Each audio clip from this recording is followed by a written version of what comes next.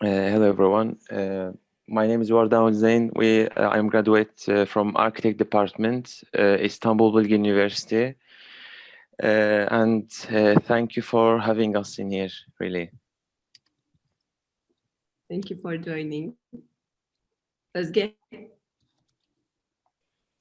I am graduate from Istanbul Bilgi University, as Vardan said. I'm studied architecture department, and thank you for today. We are also so happy to be with all you. And I think there's no other students that in my screen I can see all, but is there somebody else? Şu an göremediğim kimse kaldı mı? I see other names like Öykü, Çağla, Mert, Elisan, Cansu, and connecting right now. Çağla, maybe you can go on by introducing yourself. no voice. We can. I think you're muted. Doesn't look like, but. Can you hear me now? Mhm. Me and my two friends, we are from Izmir Institute of Technology. We are in the Industrial Design Department. We are second grade students, and I'm so glad to be here. Thank you. Thank you too. Who else? Öykü.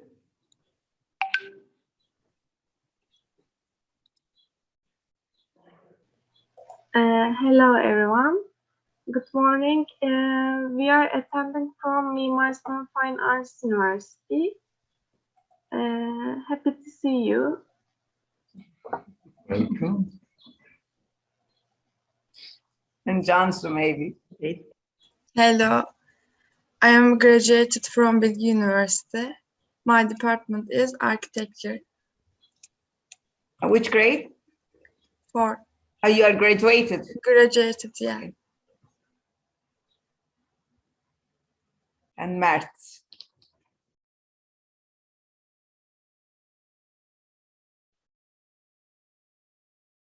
So are the Italian students will be joining us too? Yes, two of They them informed join. us that they will join. Elisan, Tuana Eren. Hello. Good morning. We are acting from Mimar Sinan Fine Art University. Happy to see you. To one other new participant, Gün Baltalar.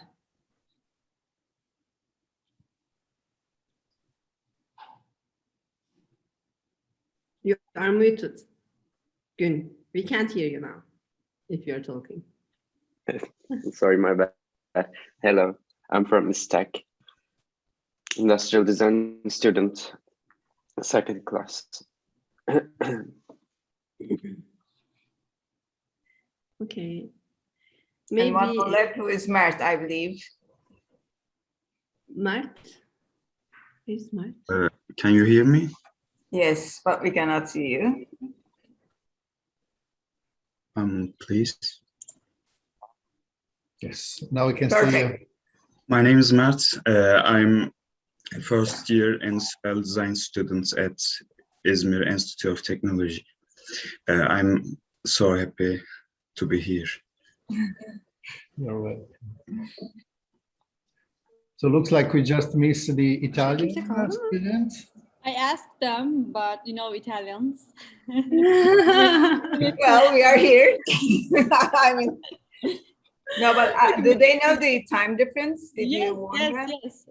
We talked half an hour ago. Like, are you coming? They said yes. So in a minute, I think. Okay, maybe this time we can go on by introducing our lecturers. I want But to if share. we introduce our lectures without them, very then it will be difficult for them to make them participate. I mean, it will be correct. I don't know. Why only sohbet edip belki o sırada bekleyebiliriz belki kısacık. I want to share with you a very important moment of my life. And this is the second maybe important moment of my life. Because why? In 1997, in this years, I was going to high school and I saw a photo of a very successful designer, a woman designer in a magazine. And I started to research about her. and I decided to be a designer. she was really gave me this inspiration to choose my proficiency, Defne Kost. Now, maybe 25 years later, we are in the same workshop and we got in communication with her. Is a really big pleasure and honor of my life, all life. Thank you so much, Defne. I'm honored, and it is so. I mean, I can begin to cry. Don't. It's very emotional to begin in this way. Well, thank you. Hocam, can I add something? 2 days ago, I was talking with my professor, and I mentioned our workshop that they invited us to join to this workshop. And I sent the photo that Sevde sent to us, workshop photo. She said directly to me, I know one of those architects, and she is really good. Mrs. Defne, my professor is Tansel Hoca. She knew you. She said to me, she's so clever, be good. And she closed. She said to me like, she's my mother. You are going there, be good. I'm sure you will be. We are going to check on you. Thank you. Well, say hello to your teacher. Thank you. So nice. It's a big pleasure for all of us. Very kind of you. And we have Marco Susani with us. You are married and you are a very good team, as I research about you. Not only a couple, but also a team. Yes. Dear Marco, say something about your team, please. I'm not saying anything about our private life, but it's shared with the business life. No, I mean, we had separate studios for a long time. I mean, we are both designers, but for a while, I mean, actually we met working together. Then we had slightly separate directions. And then 10 years ago, we decided to group our activity. We built our studio. We are from Italy, from Turkey, so we decided to build it in Chicago just to add additional confusion, and now we are here. So my Turkish is still very bad, non-existent, in spite of having known her for 30 years. So no Turkish on my side, sorry. It's a disaster. So, but we are sure that you. Pardon me? We are sure that he already knows some Turkish sentence, some verse maybe. The bad ones. Okay. Another lecture of ours is Dilay Kesen Erhard. We were in the first year of our architectural education. She was in Istanbul Technical University, and as you know, I'm from Yıldız Technical University. And there was a chamber of architects, you know, Mimarlar Odası, made an organization for all students. They were selecting each one or two students from different universities, and they were putting you in same group. And we were making some travels in Istanbul, making some workshops together.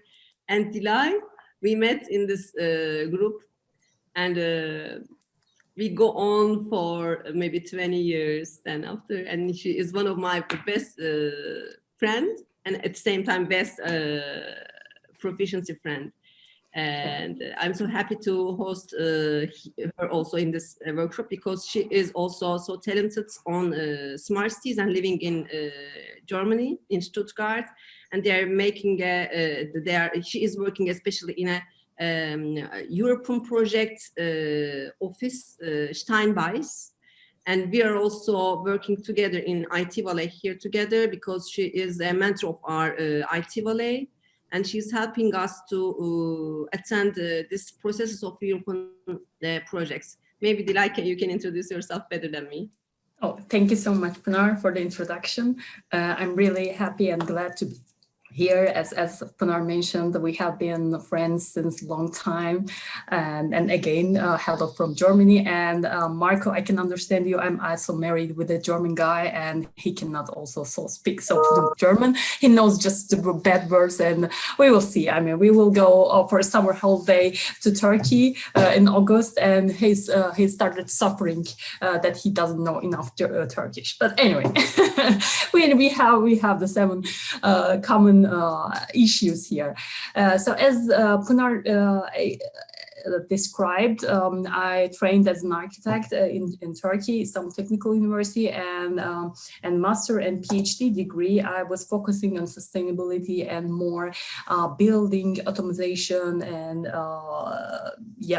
smart buildings. And then with the years, it goes to a bigger scale, and I focused myself on smart cities, which was really inspiring for me. And since 2007, since 2007, I have been here in Germany, and first academically and now professionally working closely with European projects, research and innovation project. And as you mentioned, you cannot imagine smart city without mobility. And maybe later on we can go deeper on this topic. What was the status right now, and maybe I can just give some examples, one of our projects regarding mobility issues. Thank you. Nice to meet you. Nice to meet you. Nice to meet you too. Thank you very much, Dilay. Actually, it's really very hard to go on with this Zoom meetings. We would really prefer to meet face to face and to produce together. But after our experiments from the first and second semester, yes, we have ability to at least making brainstorming.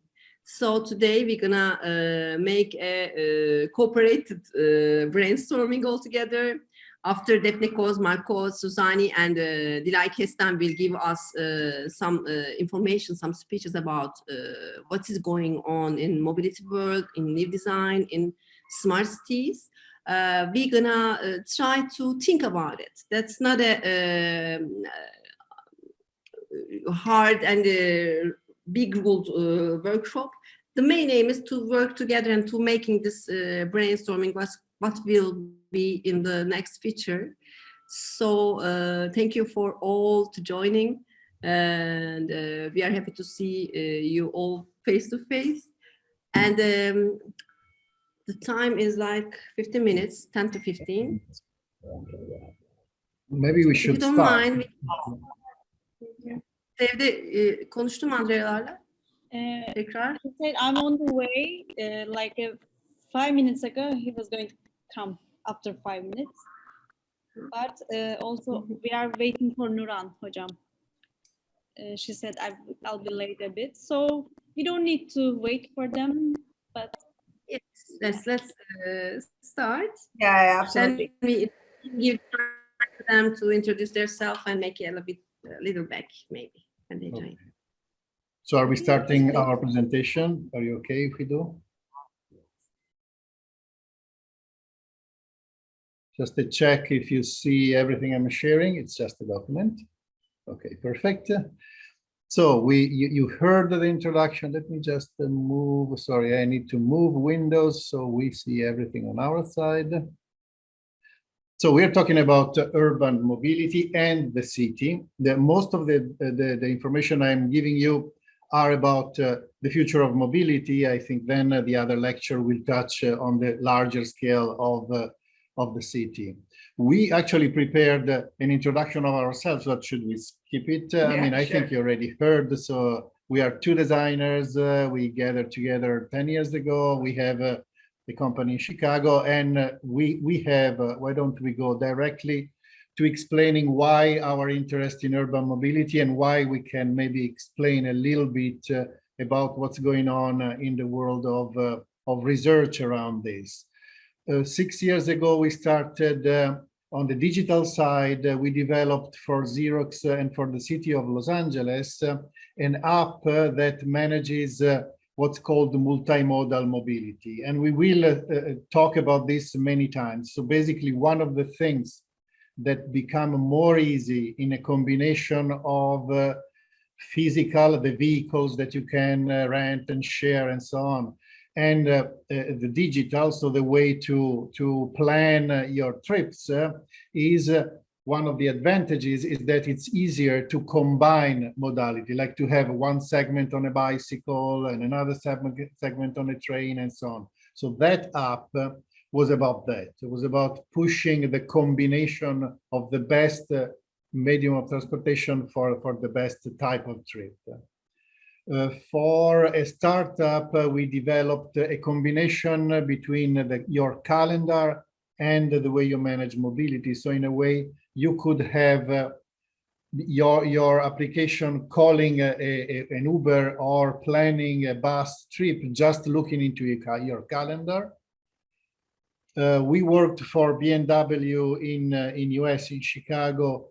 One question that all car companies have is that they see the future maybe where people will not buy as many cars, but use them. What's the difference? Uber and car sharing. So instead of purchasing your vehicles, you just rent or share the vehicles. So all car companies are there thinking, what do I do when I need to change my business model? That could be interesting for the business students among you. Like it's a big change in basically in what's called the revenue model, how a company makes money. We are in Chicago. We're based in Chicago. So for the Chicago Transit Authority, which is the public transportation in Chicago, they wanted to understand how mobility would work in the future, because before the pandemic and in US, Uber was basically eating the business of everybody else. Now it's slightly different, but so the public transportation company was a little worried about everybody shifting to car sharing from using buses and trains and so on. And still now we are working for the major energy company in Italy. We are designing all the charging stations for electric vehicles across Europe.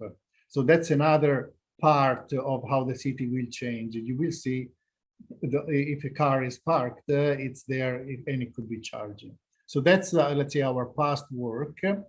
The way we work is that, I guess, I mean, if many of you are students of design and architecture, so you're trained on this. This is more interesting, for example, for technology students. The way design work is always starting from people. We are excited by new technology, but we always want to find a meaning. I mean, how can a new technologies help people? So our starting point is always to look what's going on today, what's happening in, for example, in the cities, what are the problems that people have in transportation and so on. After this, and that's what we suggest you do in this very short workshop, we feel that the job of the designer is to tell stories about the future, to show what the future could be. That's why we call them possible visions of the future. We are not predicting what the future will be, because nobody can, and designers are not predictors, they are not astrologists. We cannot say we know what the future should be. It's just we create scenarios. What if the future is this? So in the brainstorming today, maybe you could use this idea. You don't need to be sure that what you propose is perfect, but you can generate ideas and imagine futures different from today. The other thing that we learned in our work is that it's always better to think about experiences before and beyond thinking about physical products or physical building. I mean, I'm trained as an architect, we are trained as product designers. So in a way, you are forced to think about the shape of things, physical things. When we started working also on digital, the idea of what a human experience is came, and that's interesting. So even when we design something physical, we start thinking about a person having an action, a day in the life of a person, and products and solutions and buildings and cities mapped on this.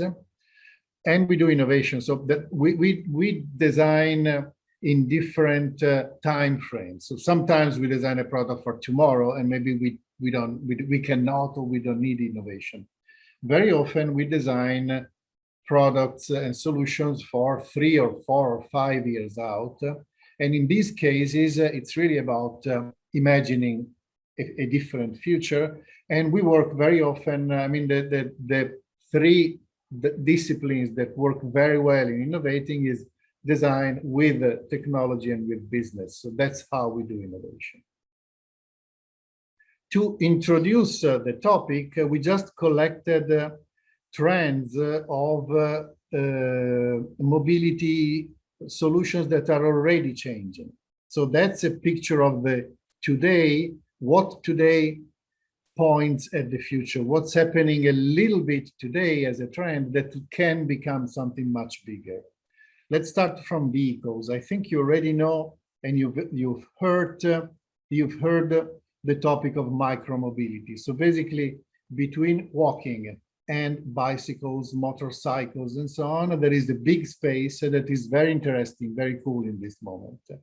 So lots of things are happening in helping, not like the 100 meters or 1 kilometer where you can walk, not the 20 kilometers where you take a car, but in between them. So that's a very interesting space of mobility that also is very associated with basically your generation, because first you can use bikes and so on, and also because you have a different, fortunately, a different mentality and not necessarily want to do everything with a car.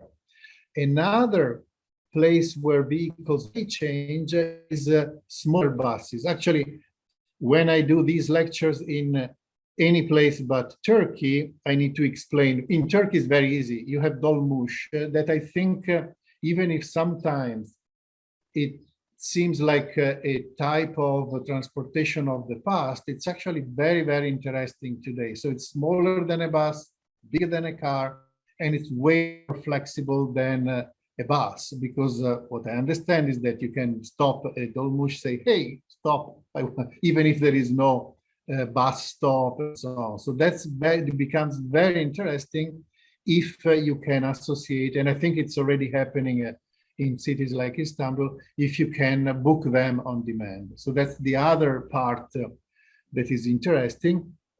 We put electrification across everything because even if you don't feel it yet in some places, it is happening. So everything will become electric. Cars are becoming electric. It's impossible to stop. It's happening very, very fast in Europe.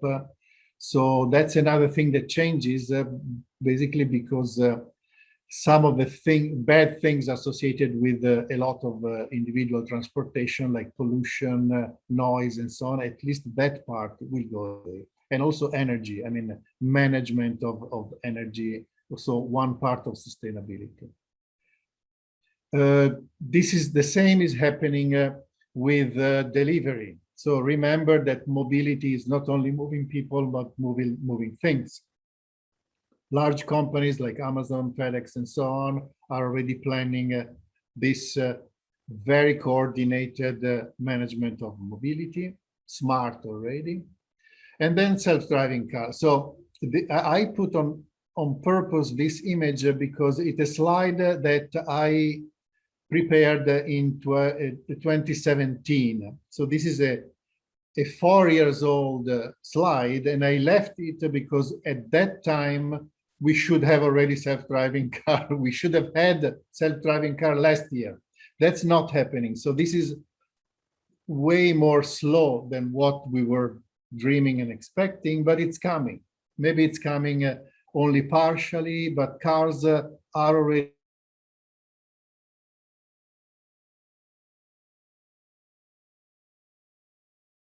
will move by themselves. So you can move a car without a driver. And so on.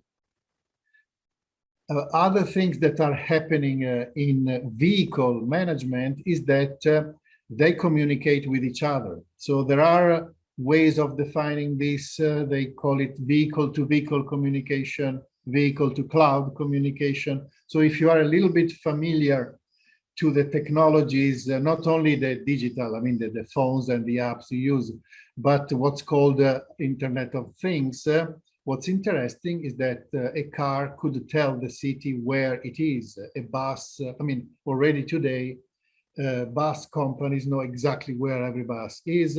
They will know how many people will be there. So connecting vehicles to each other and to management will help optimizing mobility a lot. With these changes, being in a car means receiving lots of information, and that's basically what you do today with the phone will happen through the car and through buses and so on. Talking about how we interact with information in the city, sometimes with your generation and maybe people slightly older, I'm a little worried that you consider that anything done digitally is done through a smartphone. You are a digital native generation, and that's great because you understand what you can do with digital much better than our generation, but you don't need to be so focused on doing things with a phone. There are other ways, what's called augmented reality, that through the phone you can see information in a city, or just simple things like signage that could become digital and dynamic in the city that becomes an information that actually could recognize you. So you could interact with the billboard, the digital billboard in the street, and you use it like your piece of information. It may already know where you want to go and so on. The other thing that is helping a lot in using digital information is visualization. So today already the visualization is so sophisticated that if you see how a bus company sees where the buses are, how busy they are and so on, becomes so sophisticated and that makes everything easier. Another piece of digital data is that all of us tell our phones, meaning everything else, where we are. So we do it sometimes for our pleasure. I mean, I actually like to remember where I've been through Google Maps, but that's very important for a city. So basically, a city knows where density is, where people need to go, and so on.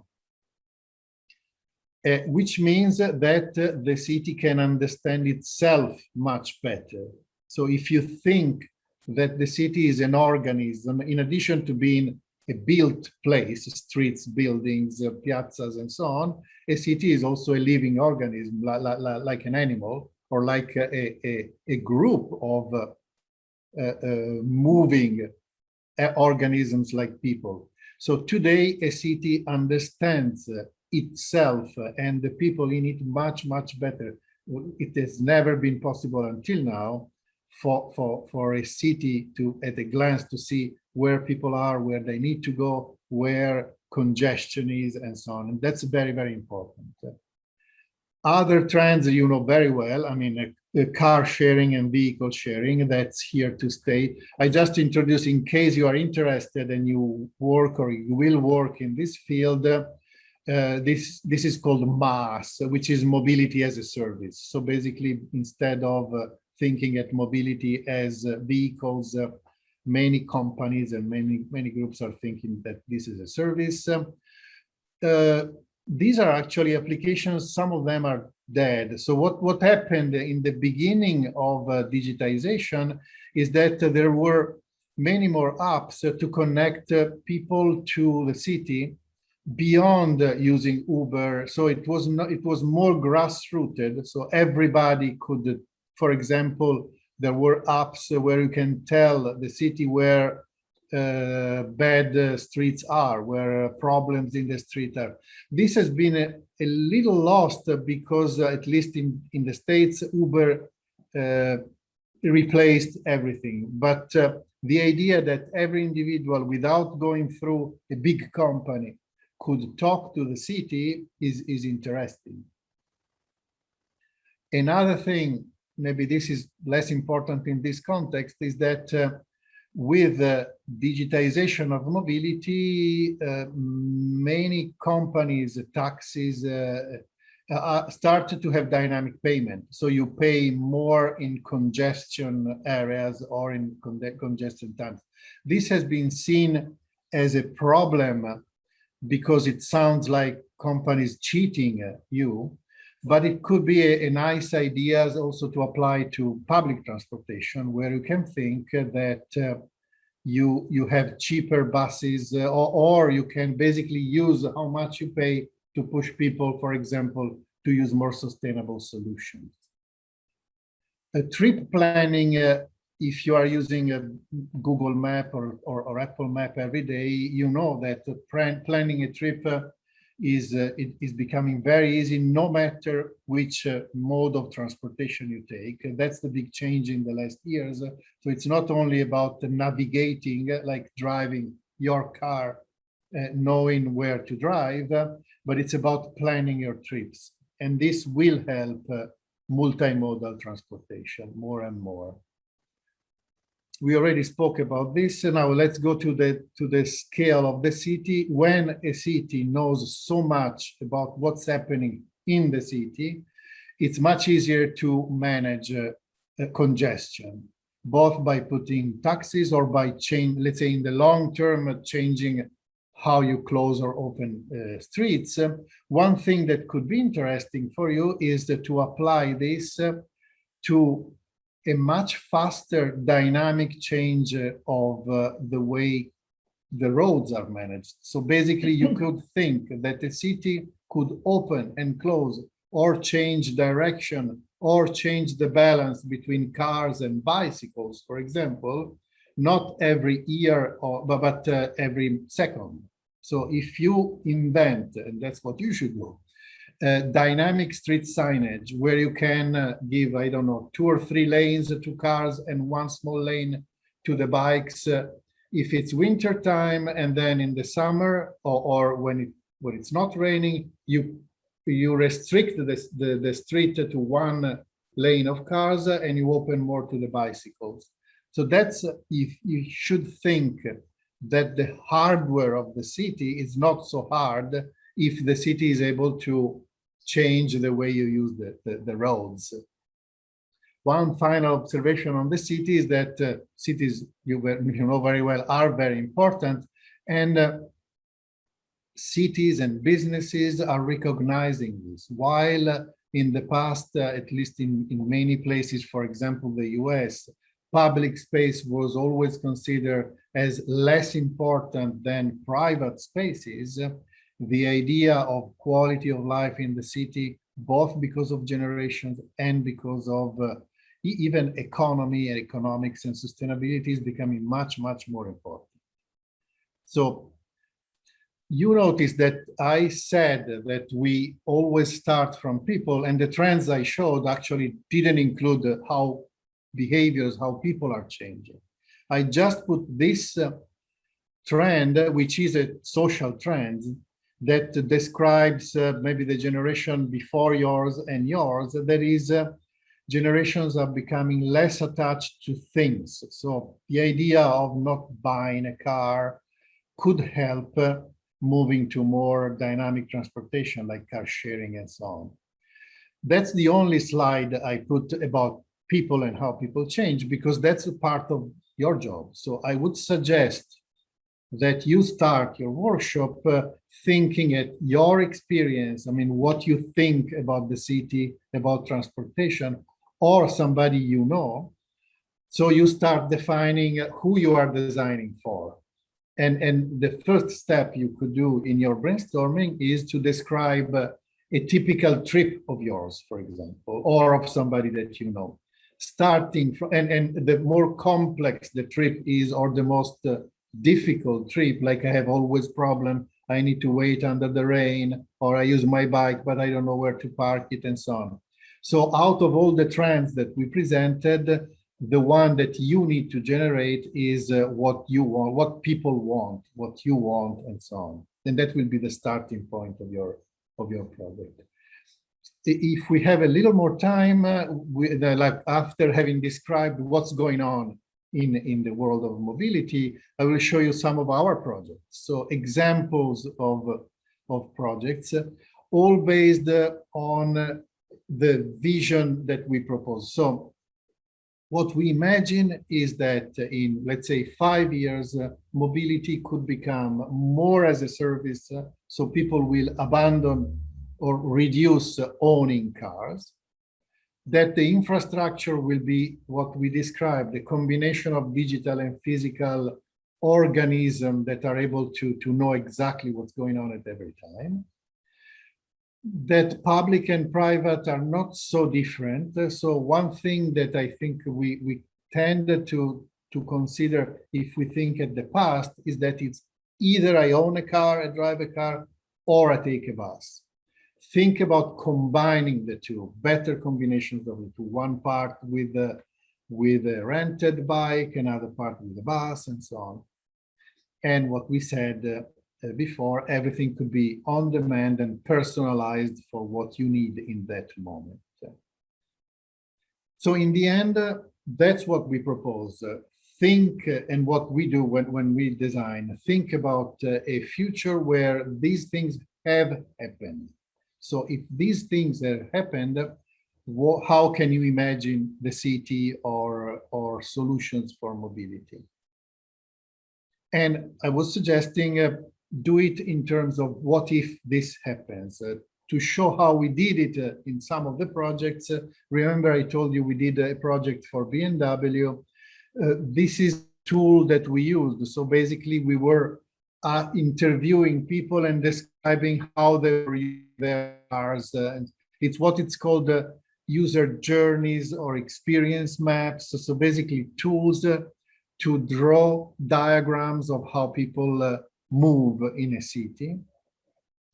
We had concepts of using more.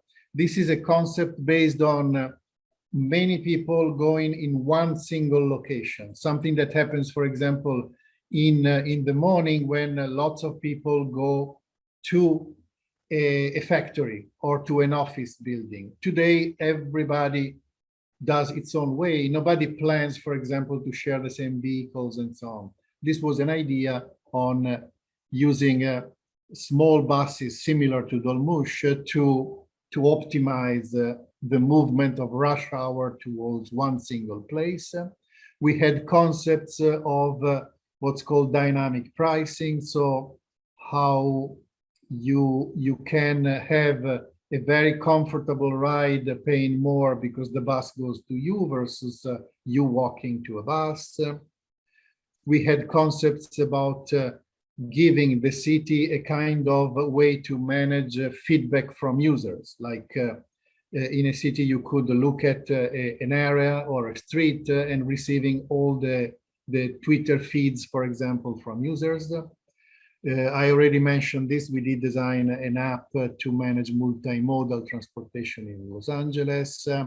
We stretched this concept of an app knowing so much about you that you don't even need to tell the system that you need a bus or a bike because they look into your calendar. The same here. Maybe we spend a little more time explaining the physical design that we are doing for for the electric vehicle chargers because our starting point was to design it first as a piece of urban furniture. So we decided to focus very much on the idea that this should not be similar to a gas station. It should be smaller, should be more integrated with the space of the city. It should be installed similar to a park meter, so do not change too much of the way we park today. And we just we tried to design a very iconic shape. We worked on materials to harmonize it with different cities, with the city landscape. And so that's all for projects that we did. The last project I'm showing is a project I did with some students a couple of years ago. That was the idea of redesigning bus stops, but for Uber, for car sharing. So one of the big things that change in a city today, if you have a lot of car sharing, is that in any street, cars are stopping and to drop off and to pick up people. That's different from a bus station because it's not one place, it's everywhere. It's faster because it just has one person. And the idea here that I did with these students was just to have a very small non-bus station, but like pods to stop with a little bit of digital information. So it was easy to find a car sharing. And since this was in Chicago, and Chicago is terrible in the winter, it's super, super cold, we have snow. One of the problems here was to give a little bit of protection to people waiting for their car sharing. So not necessarily this is an example that would work everywhere, but it's an example of how a city could redesign the space of the sidewalks, basically. That's the space that the part of the city, road, side road, and sidewalk that needs to be rethought completely. Which take us to the brief for your project. Finally, we can introduce what you are doing. So you start from what we said until now. So you are projected in 5 years from now, you are in a city where you have way fewer private cars, a lot of micromobility, and everything is on demand, shared, and very flexible. You don't need to design this. Suppose that somebody designed what we saw until now for you. The city is like this. So the question is, you design the city, you design urban furniture, how would the city change because of this? And as I was saying before, it's about the street itself, the sidewalks, the parking space, and so on. You may be familiar, I mean, the boulevard, the invention of the large road with trees and so on, that was an invention of more than 100 years ago. And since then, we didn't reinvent the roads. Yes, we did invent the highways, which are roads not for people, and they damage the city and so on. So I think it's time to reinvent what a street is. And that's what we hinted at before, the balance between types of vehicles, how much space for cars, how much for micromobility, bicycles, how much space for people walking and people jumping on transportation and so on. The bus station after bus is one of the possibilities, but think about everything you could do to the space of the street. The final delivery, I mean, you just have a few hours, so we cannot ask too much of you, but still, I mean, you are all designers, architects, so it will be about sketches, sketches of the space of the city. Maybe the only other type of rendering sketch that you could do, and we saw some examples, is more diagrams showing flows. So that's maybe a little less common for designers. You could, especially when you need to explain things in time, like how a street can change but with the season or with the weather or with the time of the day. it's maybe a sketch is not enough. You should experiment with diagrams, flows, and so on. That's more or less everything from our side. I hope it was not too long. Let's hear questions.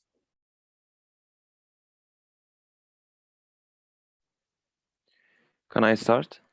Sure. Oh.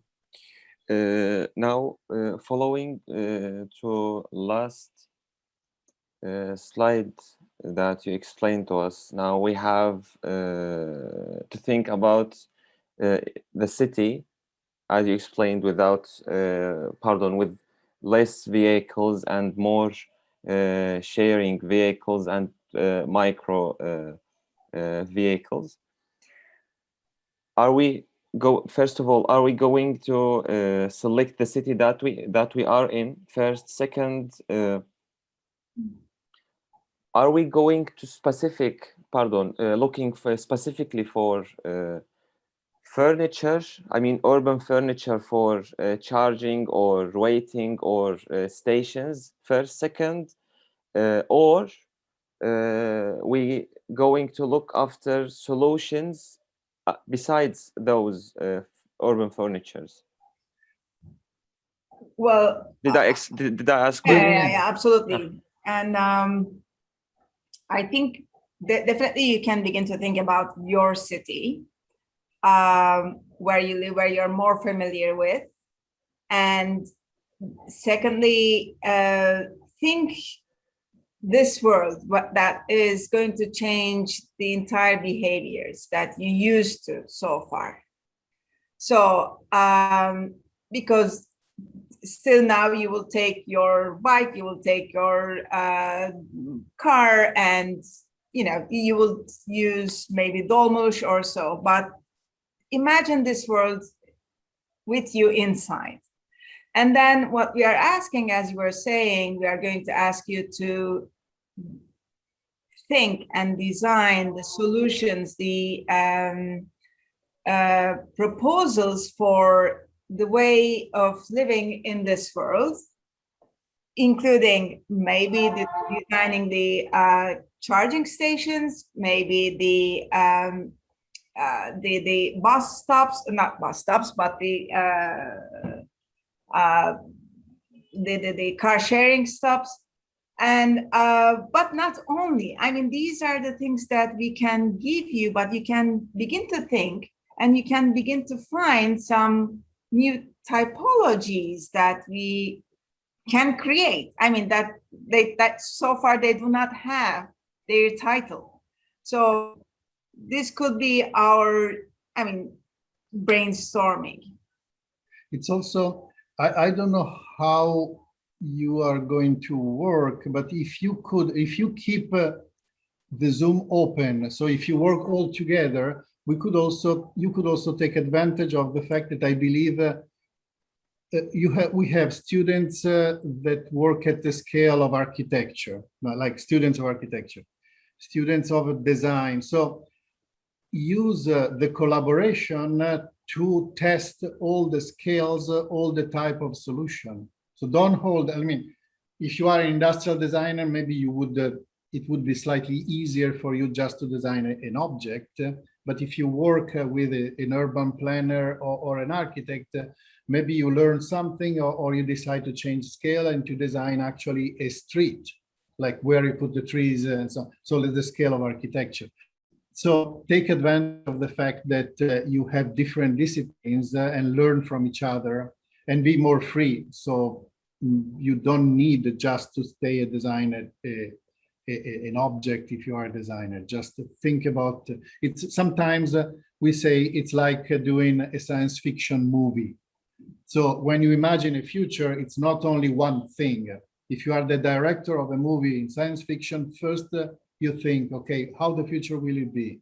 It's very messy, like Blade Runner, if you ever saw it, or it's super futuristic and so on. So it's more of a general atmosphere and a combination of all the scales together. Then if some of you is also interested more in the science of sustainability, then you can also work more on making some calculations, some using data to check if the solution that you propose has a real advantage. I don't know if you can do it in a short time, but it's basically, it's more like a dream together for one day and express your dream at all scales possible. Imagine a city, and definitely, yes, start from cities you know, start from types of roads that you know better, like, yeah, I mean, basically start from your experience and from a typical trip, let's say. Thank you so much. Other questions?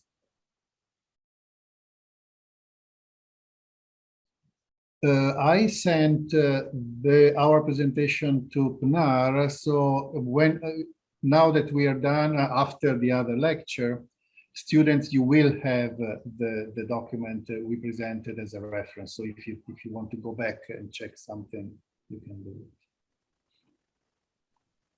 Yes, we're going to share with them. Okay. Any other questions? Lai?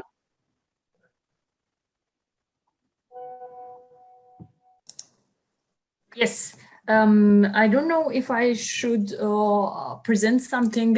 Sorry, excuse me, I couldn't catch all the presentation, but most probably Marco and Daphne gave all the insights for the smart mobility. Yeah, hey, maybe I can share a humble presentation, just 20 slides. It can help you. You can get the information.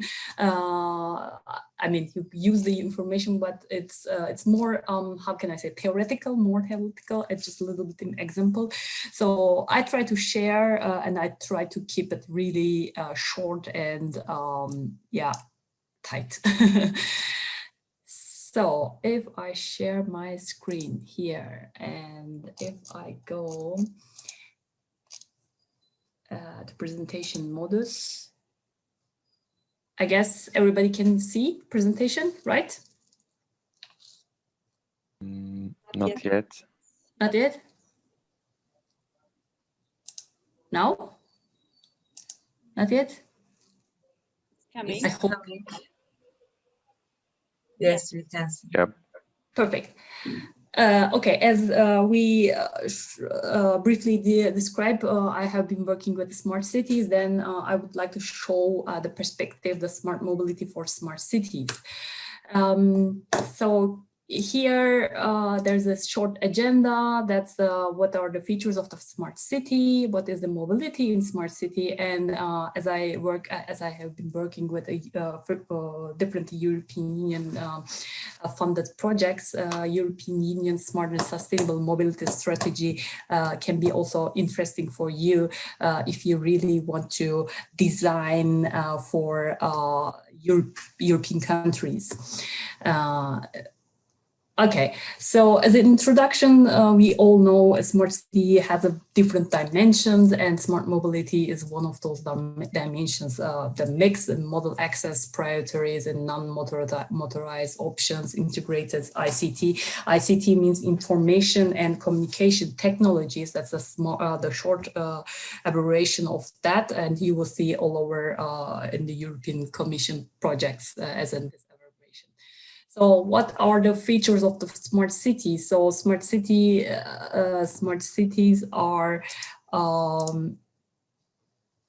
using intelligent solutions to optimize the infrastructure and responsive governments to engage the citizens. I mean, what we are doing for city, I mean, to make make it smart is at the end for citizens.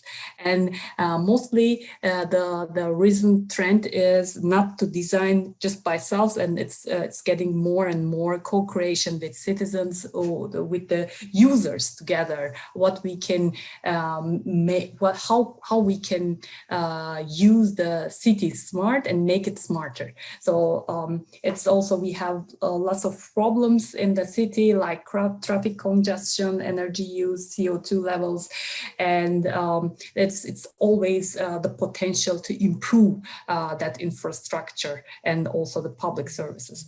So here is a net diagram because it's an economical dimension of this smart cities and also the market because what we are trying to innovate. We are inventing some things that's good for our future and sustainability, but also it has an effect on the economical dimension. That's why I want to share this smart city market size application. That's US $1 billion. It's getting bigger, and the transportation percentage of this whole diagram is getting also larger. It means that we are actively we are innovating, designing, also not just for us, also for the economical growth. That's the European Smart Cities and Communities. Why and how? I mean, European Commission since 2000, I guess since 2000, yeah, if I'm not mistaken, has a vision of this issue. As you know, 70% of the energy consumption and the greenhouse emissions take place in cities. So therefore, all the cities, the reduction of the greenhouse emissions is important. And the first part was until 2020 was 20% less greenhouse gases, renewable energy, and energy savings.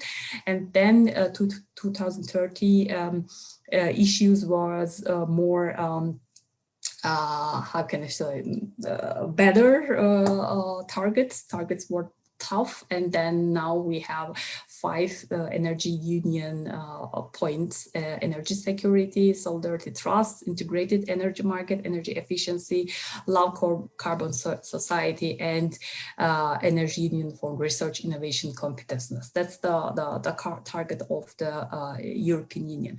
From the beginning on, for the smart cities and communities, European Union has a mixed thinking. So there's 3 different portions: the energy, ICT, mobility, and transport. And they put this triangle at the middle of these 3 issues. This includes smart buildings, smart grids, energy storage, energy vehicles, and smart charging, and latest generation of the ICT platforms based on open specifications. That's also one of the important part of the European Commission's perspective, that more open innovation, more open specifications, and yeah, to make it more inclusive. That's the journey of the European Commission since the Framework Program 6 and 7. It started with 2005 with the Concerto, and then went through Framework Program 7 and Horizon 2020. They were focusing on exactly efficient smart cities and efficient buildings and smart cities. Up to now, there are 57 European Union funded projects, and these projects are included 237 cities. It means that 237 cities get funded from European Commission to improve their smart city solutions, including also mobility solutions, not just energy, as I said, energy, ICT, and mobility. And I'm very happy and proud to be part of those projects. I have been working 6 of that projects, and it's really a big, long journey, and also we had good outcomes. What is the smart mobility in smart city?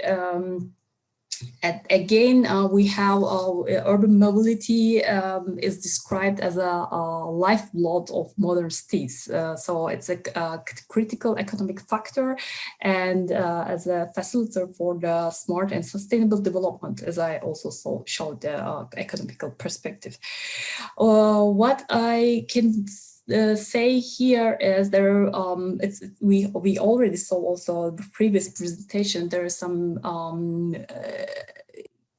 solutions, urban mobility solutions, which are most pressing of the problems for the cities through the world. So designing effective, equitable, safe and secure public transport systems. That's are the keywords. Integrated mobility as a service, or vehicle innovation and adaptation, quality of life measures, and mostly also the collaboration. That's what was also one of the important part of the European cities in European perspective. That's the private-public partnerships, collaboration of the knowledge institution and other institutions together, not just for creating, also to the feature steps of these innovations. And the building in sustainable infrastructure and innovative mobility solutions are the current and future challenges of smart mobility.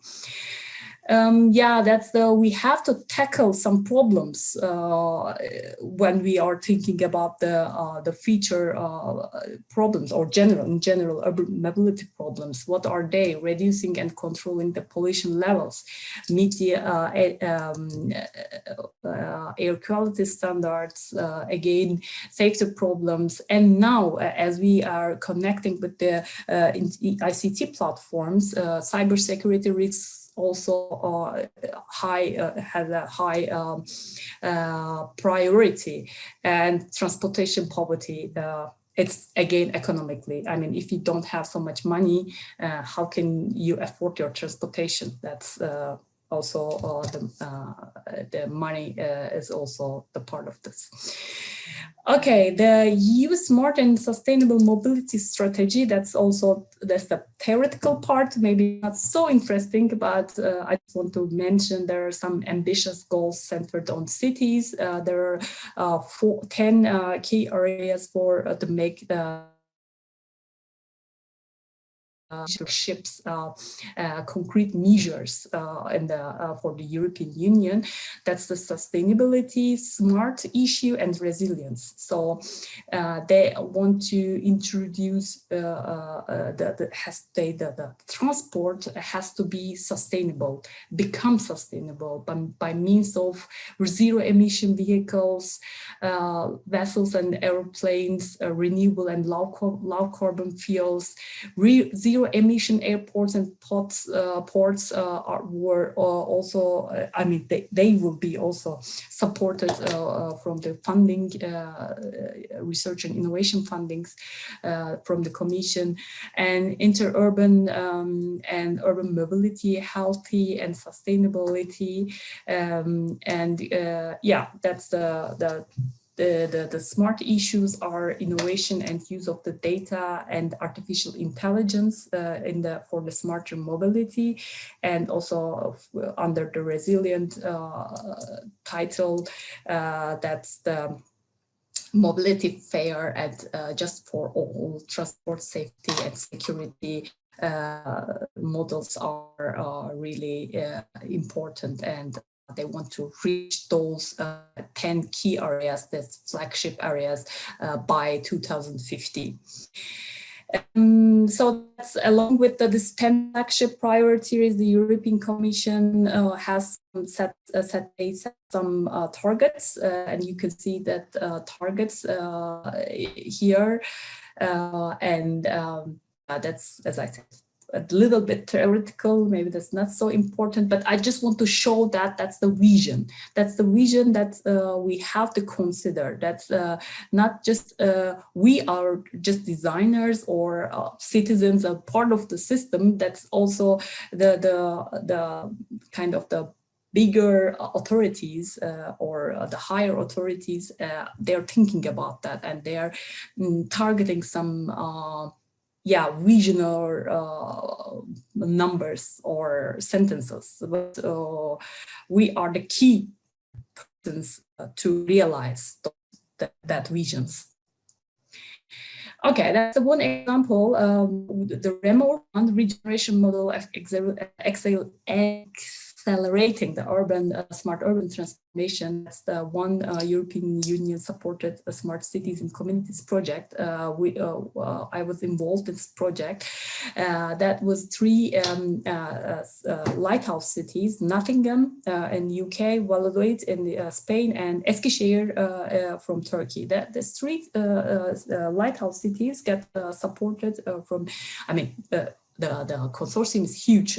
In this consortium, we have 35 partners, and the sub-consortiums, as I said, the small consortiums in Valladolid, Nottingham, Eskişehir, they were also working on energy, mobility, ICT, and also society issues.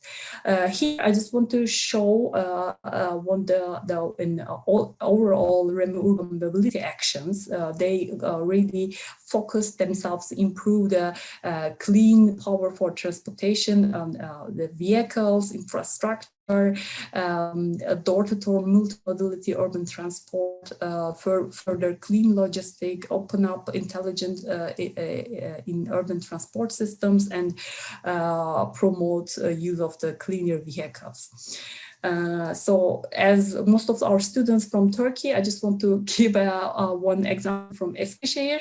Oops.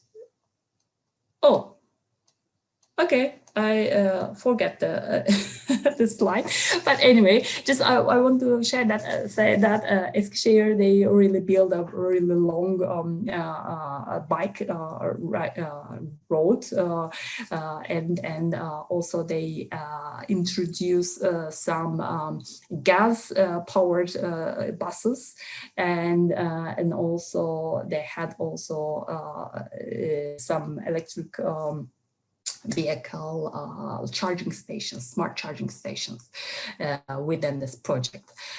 So you can go to the webpage and then you can check all this specific mobility actions which was taken during this project.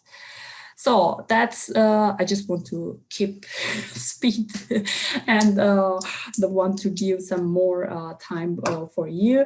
That's me. These are my email addresses if you need.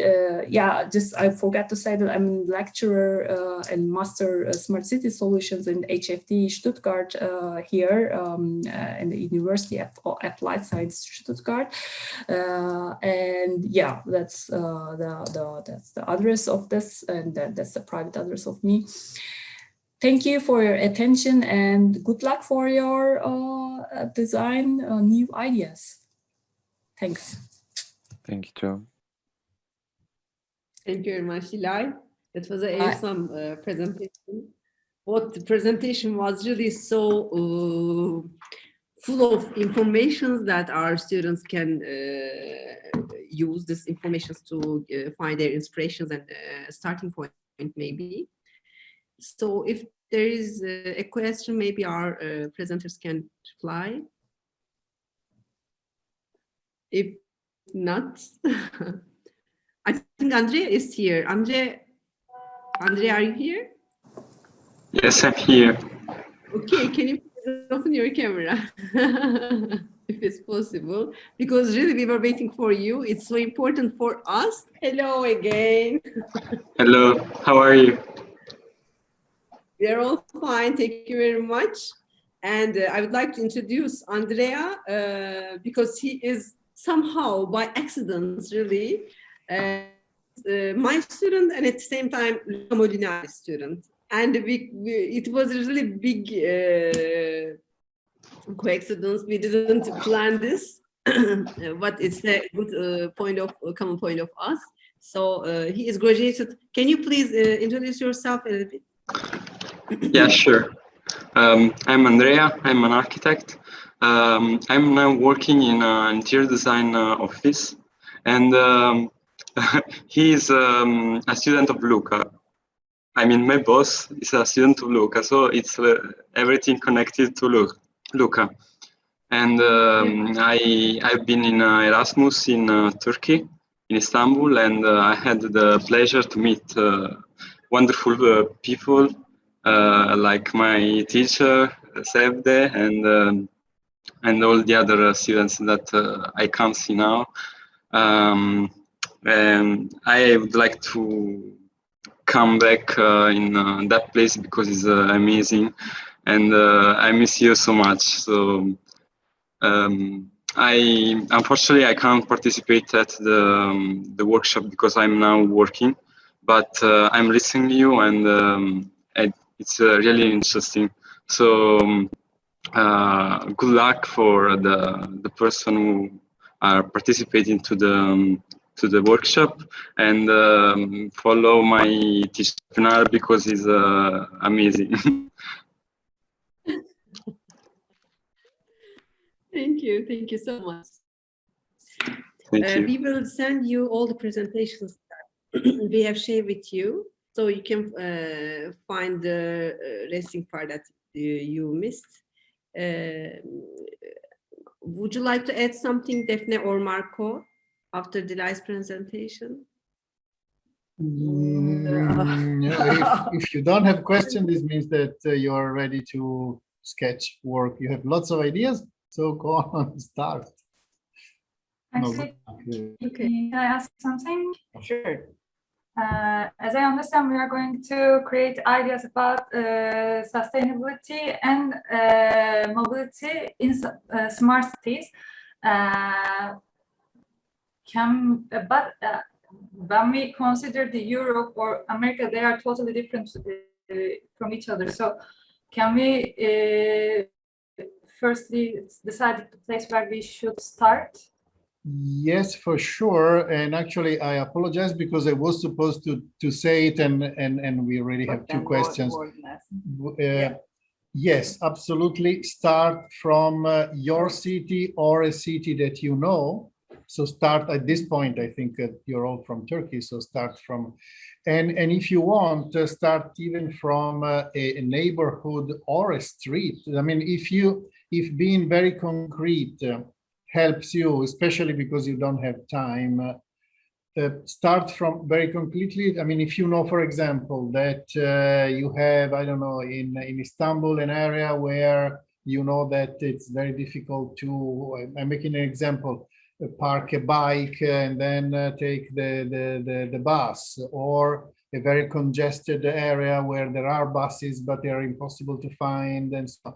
So just start, let's say, from a location, you know, up to a point of very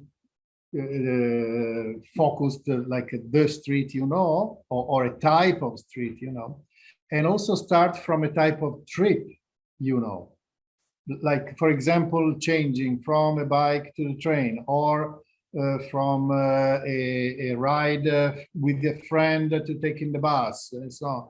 So the more you describe the type of trip in the city, in a location, the easier is for you to then solve the problem or have an idea. Okay, thank you. Okay, so you will have 4 hours to perform your ideas on sketches. You are experienced about fast sketches and brainstorming, I think, about your works. So take it easy. It's only a idea sharing. It's only a brainstorming together. And we are really excited about your final works. And we will meet again after that 4 hours, and our instructors will give critics. We will share our ideas about your projects. Perfect. Thank you very much. For Turkey time, right? Good luck. Buco lupo. Buco lupo. In bocca al lupo. In bocca al lupo. Buco lupo, yes. Bye-bye. Buco lupo. Have fun. Bye.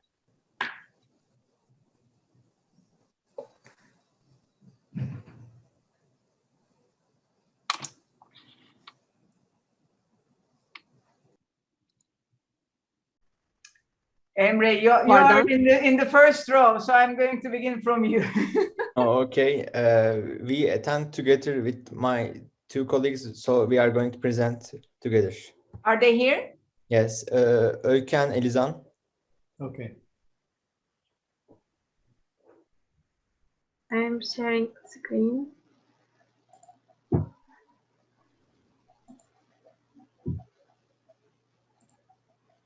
Okay. Hello everyone, my name is Öykü. Together with my group mates Elisan and Emre, we are from Mimar Sinan Fine Arts University, Department of Urban and Regional Planning. After the brainstorming with my team, we prepared a short presentation for you. On behalf of my team, I will be starting the presentation. We focused on reducing the use of private transport. We believe that this issue is very comprehensive and important. Since the use of private vehicles causes more gas emissions to the nature and reduces the quality of life with the traffic it creates in cities. We have determined 3 subtitles to reduce the use of private vehicles in transportation. These are improving public transportation, integrating transportation into smart systems, improvement of roads and pedestrian access. Our first question is how to increase the use of public transport. In order to increase the use of public transportation, we aim to increase the comfort of public transportation vehicles. One of the important reasons preventing comfort is not being able to enter public transportation vehicles with pets. It has been explained in academic articles that pet ownership has increased during the COVID-19 epidemic process. Therefore, traveling with a pet has become an even more important issue. As we described in this image, we thought of dividing the buses into 2 parts. While one part can be entered with pets, the other part will be entered by those who don't want to travel with pets. Our other suggestion to increase the comfort of public transportation are about increasing the level of hygiene and making public transport users feel in a healthy environment. Bus stops are the areas where we spend a significant part of our time with public transportation. That's why we created a proposal for these areas. Due to the COVID-19 epidemic period, systems that can automatically disinfect themselves should be installed inside the buses and the bus stops.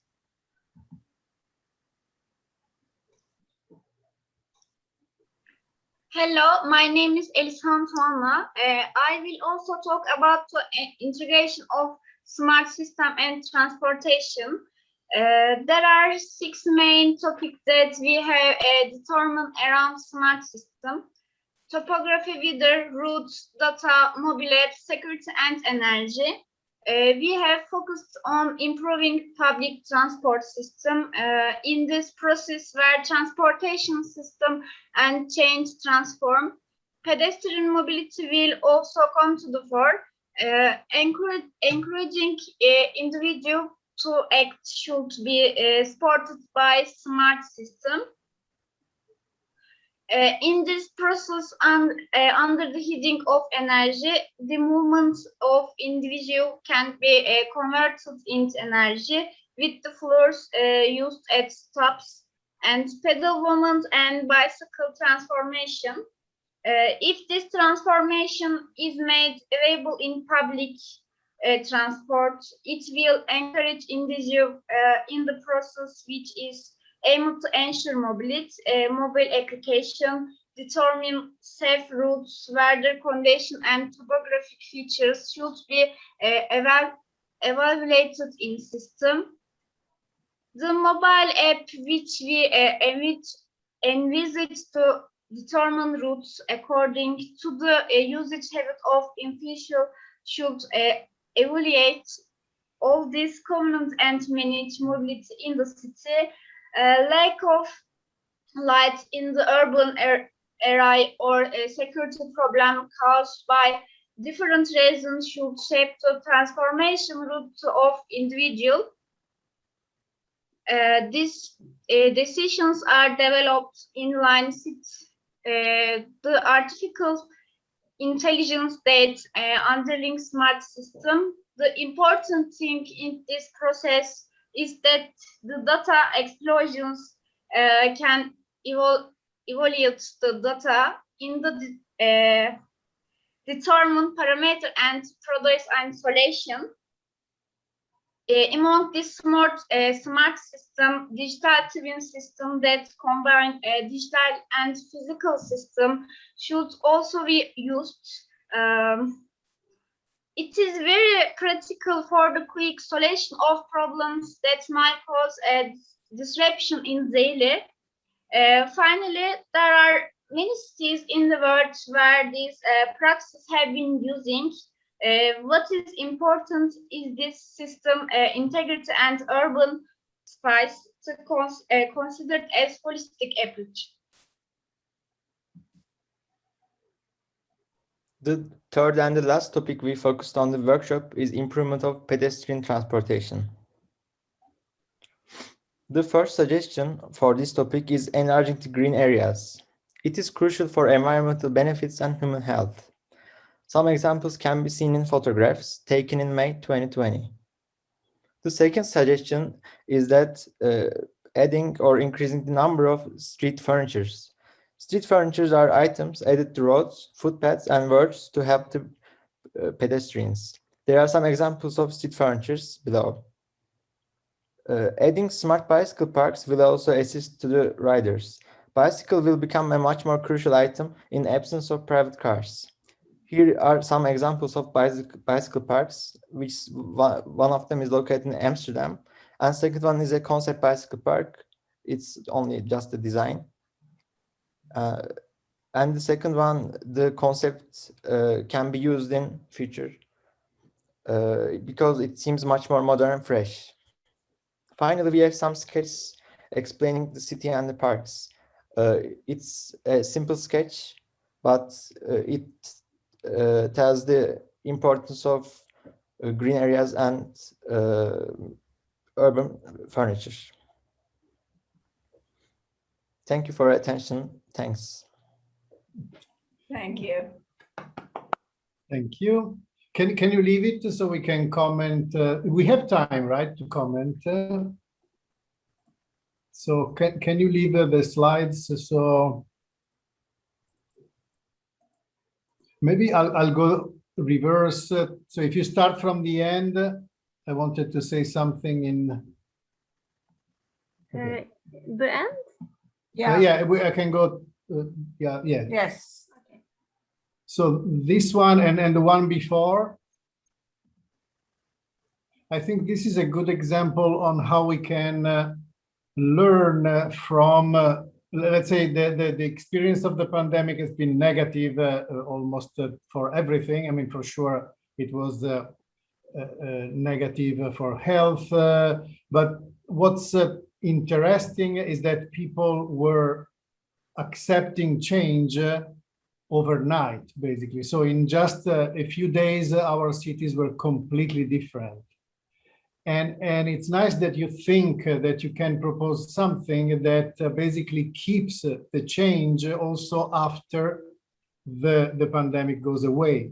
So it's interesting because now that people saw how better and how different the city could be and how relatively easy it could be to close some of the streets, to accept maybe slowing down a little bit.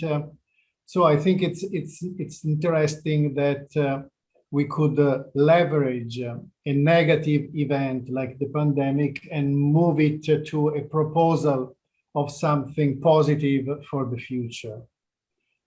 Another comment I have, now can we go to the go? So if you don't have anything for this one, I would like to go this one and after your sketches.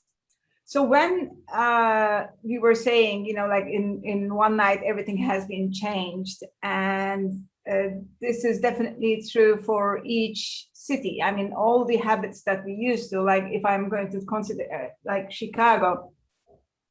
Chicago is a very cold city, but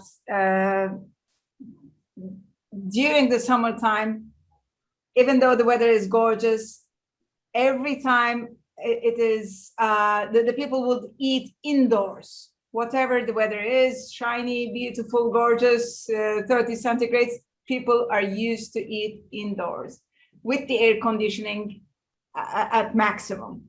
So even that one has changed. And as in San Francisco, you show here, or in Madrid, or in other places, the streets are completely closed. And even if it is during the winter time or in the summertime, the streets are now with the people who are living on the streets, with the, you know, restaurants and coffee shops and whatever.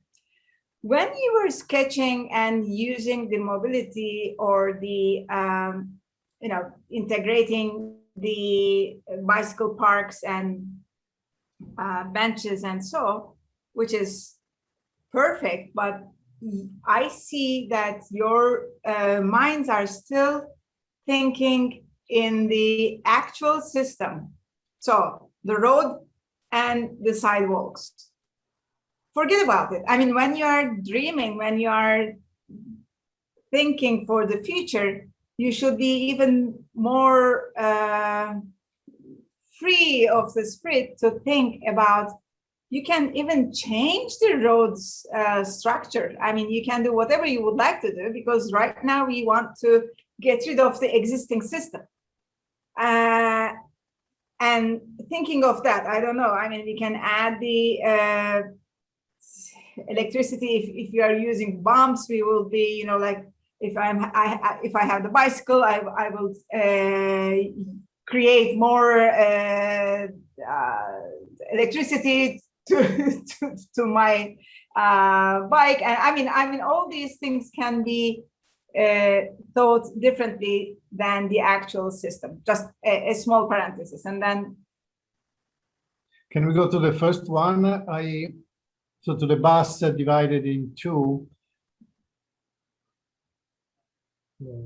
Yeah. So looking at this, first I was thinking maybe it's too much of an exception that after pandemic people have so many pets. So I was trying to understand, is this something that could remain also for the future? And then I thought, well, maybe it could also be different ways of splitting. So let's say one could be this one. Another one could be, for example, a section of a bus to transport goods, packages. Now, another reason why people with delivery with packages don't go to public transportation is similar to the reason why they don't bring pets, because it looks strange, the layout of the seats doesn't hold the big packages and so on.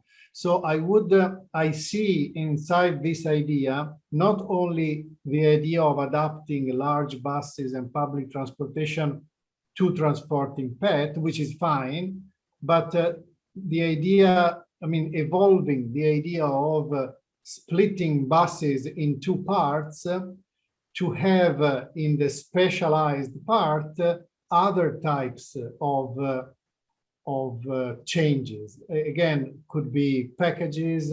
Basically, you could do on public transportation everything that creatively companies like Uber or in general, I mean, car and motorcycle sharing have done, like going around to deliver pizza, delivering packages, having people from Amazon riding on and so on. So this could be even stronger than what you have here. And I think it makes perfect sense. It just requires a good design layout to adapt, like, for example, seats that could close and so on. And maybe also some other ways of knowing that the next bus has a certain space. So when you check your app, maybe you could know that the next bus is the special bus for delivery, and the next one is special bus for pets and so on. So what I like is the idea that public transportation goes away from just moving people and just becoming something more flexible and more complete. And also for the further one for the bus station, I mean, it is nice to add some more additive values to the bus station that can become also the food dispenser and or like the disinfectants and so. But still, I mean, we are adding, but we are not changing. We are not revolutionizing. And so we should think differently to make this not just a pure place. It still can stay as a pure place, but it could be different. So instead of adding, okay, let's do this and then let's add that one too, but changing the way of waiting. Why are we waiting? And that should be the main question to ourselves, rather than I have that square foot and square meter, whatever, and I'm going to add the distributor for this one, distributor for that one. It's okay, but we should be more creative in thinking differently to make that space a wow space. I mean, it can be a meditative space. It can be just still only for, you know, waiting for the bus or car sharing and whatever, but it should be, help me out, the different in its behavioral aspect. Yeah, one thing, one process, one method that you can use, sometimes we use it when we do design, is to think about horizons. Like when you do innovation, for example, there is a definition that horizon 1 is something you design today for tomorrow. So something realistic, you can build it tomorrow without changing too much. Horizon 2 is, let's say, a couple of years ahead with some more work, inventing some technologies and so on. And Horizon 3 is a disruption, something that changes things a lot. Here, of course, in less than one day, it was impossible to do any of these. But in general, when you think about the future, it could help challenging your ideas and thinking, okay, I have this idea, is it what, Horizon 1? That's okay, nice, because I can do it. But let's think about something similar for or Horizon 3, like, for example, bus stations that could be integrated with the shops, because like one thing that you have in a bus station is that you have to be there because you have to know when the bus comes. But if you have a way to see where the bus is, you could also go a little further away, for example, sitting down, drink tea, and only when it's approaching, you stand and you go there. Or the other thing is that, as Daphne was saying, the sketches of your street still look a little bit too much like normal streets. And when you think for the future, you can also work on levels, like putting the cars lower, so you have a better, like one thing, I mean, cars are like bothering, they're too fast, they're dangerous. but they also allow you you can't see on the other side. If you lower them, then it's like not having them, just a little bit, or changing paving and having the cars going on a pavement that is actually designed to be beautiful for pedestrians and so on. So when you have more time and when you plan your work, your creativity for Horizon 1, 2, and 3, you have also more space to invent, to imagine a city that is really very, very different from today, because I think everybody now wants something very, very different from today. It's not against somebody. I think very few people will resist. No, I want to keep my car. No, I want to keep pollution. I mean, it's really a momentum that is going, and we need to ride it and push even further than this. The thing is, I mean, for always, we are so much limited by the industries, by the rules, by the cities, by everything, by the schools as well. I mean, by, so it is not easy to switch the mind and begin to think differently. But once you begin, you will not stop yourself. And that is the, that's why when we are saying that this is very nice in such a short time, it is there are nice thoughts, but once you begin to think and once you begin to have more time, do more exercises, even by yourself, to push yourself, I mean, to get out of the boundaries, and that will be very helpful. Thank you. Thank you. Just add some little thing. I mean, it was perfect. I mean, Marco and Daphne already underlined all the points. Really, I just completely agree with that, especially the thinking of outside of the box, and especially this questioning, the why. I mean, the why question is really important for a evolutionary design. I mean, why we are waiting? Should I wait? What can I do for within this time, or do I really need this space? Really, this questioning why is maybe really the really starting point. And yeah, it's really hard based on the most probably our education system, that we are really limited with the what we see, what we experience. But for innovation, as they already said, we need to little bit open our perspectives, thinking about something different. And yeah, that's a really good starting point. Yeah, that's there's some potential. I guess really that goes to direction to some new inventions. Thanks. Thank you, Emre. Thank you, Elisan. Thanks. Thank you for your beautiful thoughts and ideas. We will apply in a very, much more time in our free time. We will apply. We have to think a little more without the myths. I'm sorry. We would really want to have your presentation to share on our website, because now we are taking the record of this Zoom meeting, and the quality is, is not good enough to share on website. And it's very important for us to share your participancy, your work on our website, Italian Design Day Turkey. So please inform Sevde, and maybe you can send an email with your work. Thank you very much. And who is the second group or second person?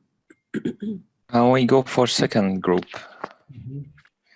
And by the way, me and Cansu, we'd like to present together. Is it that? Okay. Perfect. Oh, thank you.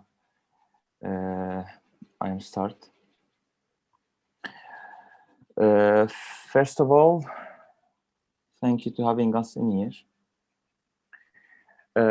Now, can you see my screen? Yes. Yeah, super.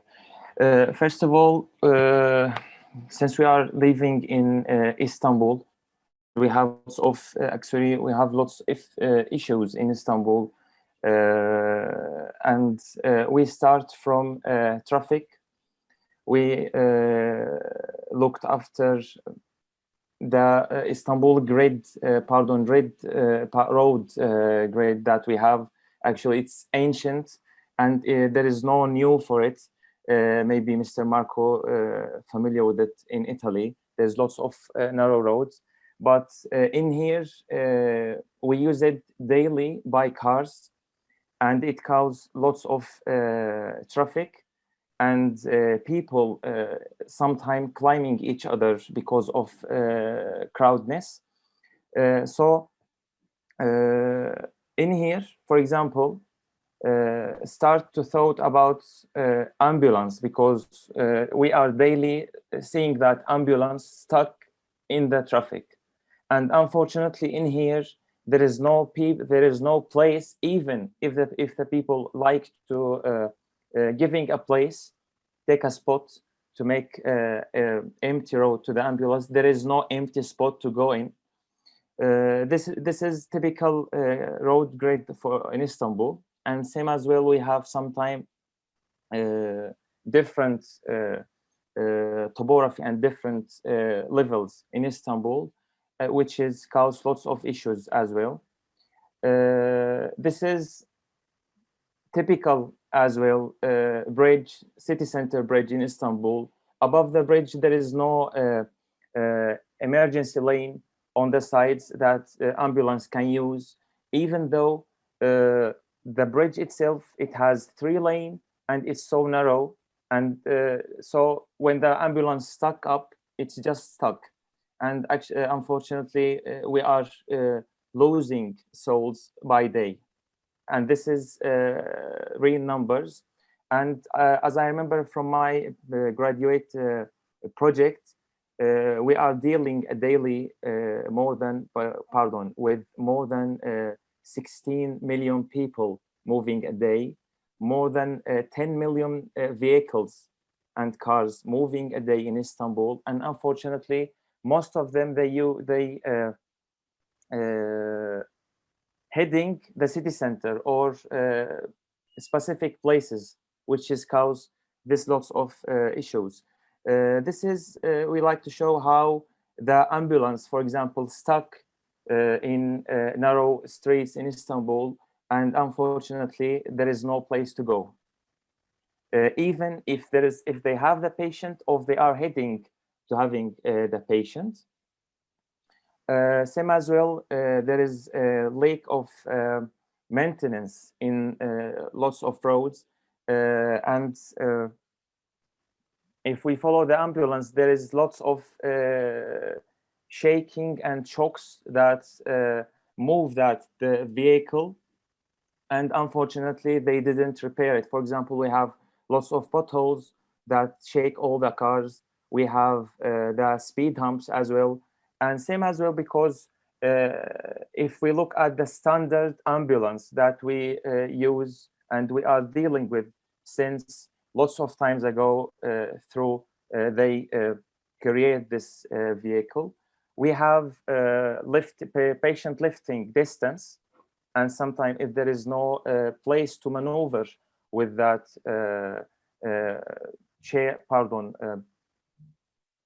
space.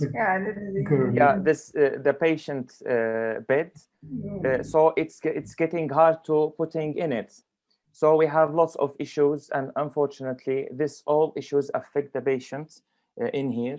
And we look after some info that, for example, if something happened to the patient and something happened in ambulance, in 5 minutes we might use this person. So it's dangerous. So we thought about this thing. For example, why we don't lift up the ambulance, since we have now lots of technology, lots of IT writers that, for example, we can make the drone ambulance. in here, we can take lots of advantages in it. For example, in Istanbul, it's more efficient because we have lots of ambulance moving in Istanbul and burning fuel. So by this one, we are making less CO2 emission, energy waste, and we are making less vehicles actually. And first of all, and the best of all actually, it's getting fast to that patient and lift it up, go to the ambulance, to the hospital. Same as well, because there is no directly friction with roads. So we have no humps, no potholes, no any shocks that affect that patient actually. So we are driving that patient as a human being as much as comfortable and safe to that point that doctors can deal with him. This is fast sketch about, unfortunately, daily traffic jam in Istanbul. For example, if we have the ambulance, the hospital in the down place in the sketch, if there is no that, if we are using the normal ambulance, and this ambulance is gonna go from here to that patient upside, so it's gonna take lots of times. Even though if they like to maneuver between neighborhoods, it's gonna take lots of times, unfortunately. By this one, we can hump directly and going there and shifting all this traffic jam and reaching there. Since we have this drone ambulance and we are connected directly with patient app, let's say, there is no need to keep that calling chat between ambulance driver, where are you, we have to go. So they are directly following the GPS points and they are going faster as we thought. Second of all, Cansu istersen, if you want, you can. Okay. In this system where cars work as electric and rental, the driver rents the car and will drive and enters the route to the system. After other people who will use the road notify that they want to use the car, they wait at appropriate stop and the car completes the route by picking them up. Parking areas are not on the side of the road but underground. However, these points are reached, the road is completed and the car parked on the platform and pulled to the lower floors. In this way, the traffic created by the car parked on the side of the route is saved and traffic is prevented because users would want to go the same route, reach the same car.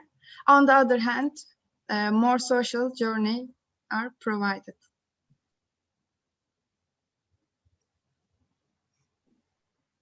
Okay. So nice ideas. The one of the ambulance, I think it makes perfect sense. I just don't know how much the technology is ready or when it will be ready. I think that what you can read now about passenger carrying drones or just a small almost airplane for urban environment, that's something that it's relatively possible. So like in a few years, I think there is also different types of limits. I mean, I think that the technology limits like an electric engine able to lift persons and navigate in the complexity of the topography of the city is almost solved. Let's say it's in R&D level, so it could become realistic in maybe 5 or 10 years. The other restrictions are laws and regulations. So today, that in no country exists a law that allow an airplane to just fly with people in an urban area. So it happens often. It's an adaptation of the technology needs to forget about the laws, and the laws need to learn from technology. If one of the two, I mean, if laws slow down the progress, like in self-driving cars, you risk to just waste time and to wait many years just because there is no way to testing these things and so on. Yeah. So can I add something, please? Mm-hmm. Now, this idea actually about the ambulance, actually, I thought about it after like 2 years ago. I was reading articles that in China and in Singapore and in Dubai, and I think in Doha, Qatar, now they use 4-people taxi drone. I think you read about so it. that's the type of technology, like passenger carrying drones. Yeah, but maybe as you said, Mr. Marco, it's about maybe there is no until now that really high tech, well done place to do such as this ambulance drone, as you said. Yes, but we don't know. Maybe in our future we're gonna see it. Yeah. I hope. And also, I mean, if you need to change the regulations and laws, it's better to do it for ambulance than for rich people that For want sure. to go For fast sure. in And these days. to be honest, it hurts us, to be honest. You are sitting and standing, looking at ambulance, and you cannot do anything. I'm not a Hulk to lift up all cars and please, you can pass. It's really hurts, and there is nothing.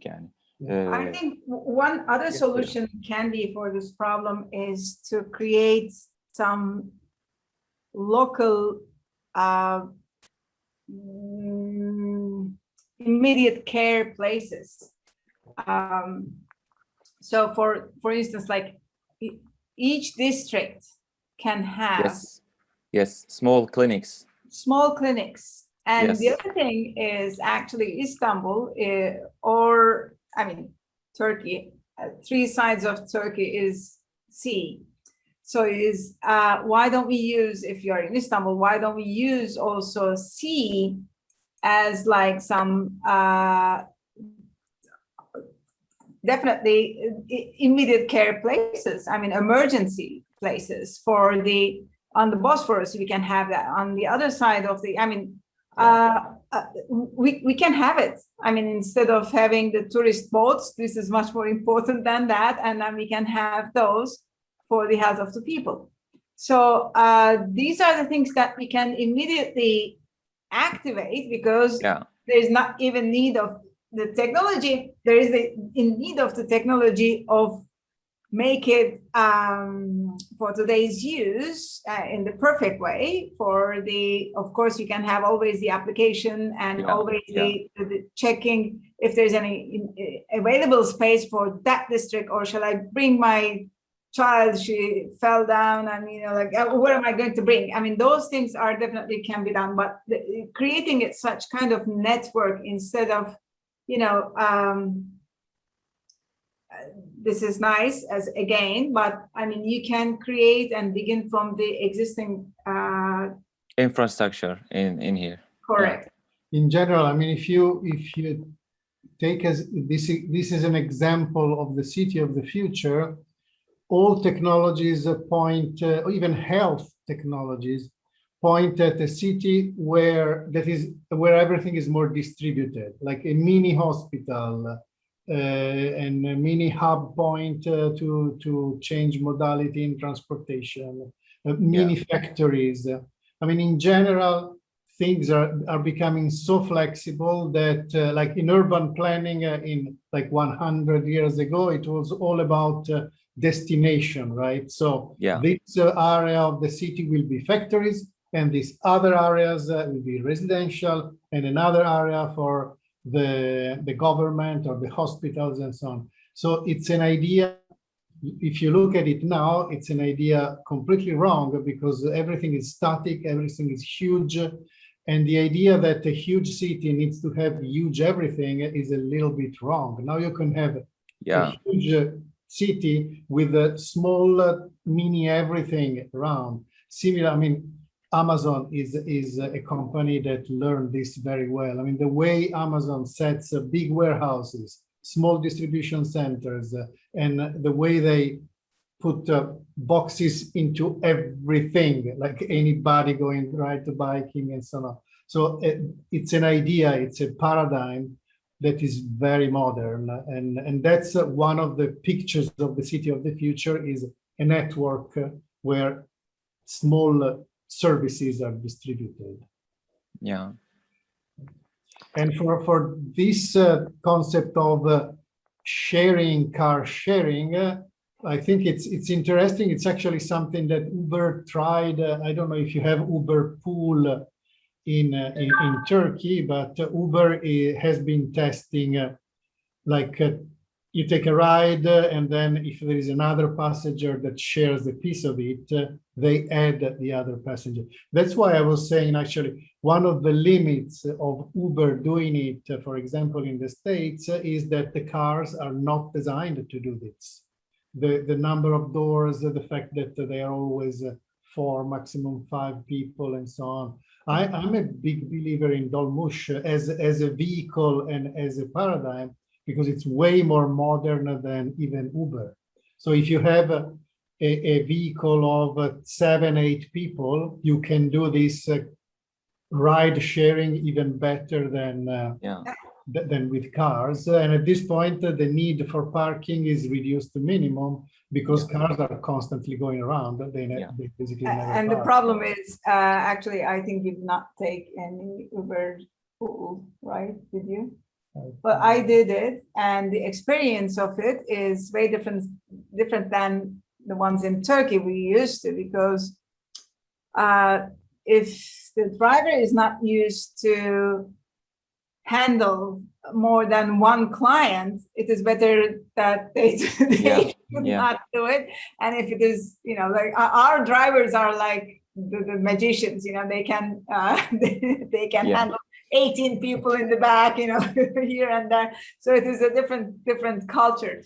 It is not easy to apply to other cultures, but we have it. So let's get profit of it. Well, thank you. Thank you so much. Thank you so much.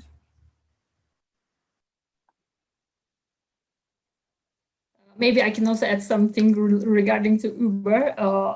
Back then, when I was here at first time 2004 as an Erasmus exchange student, Germany has their own system, as usual.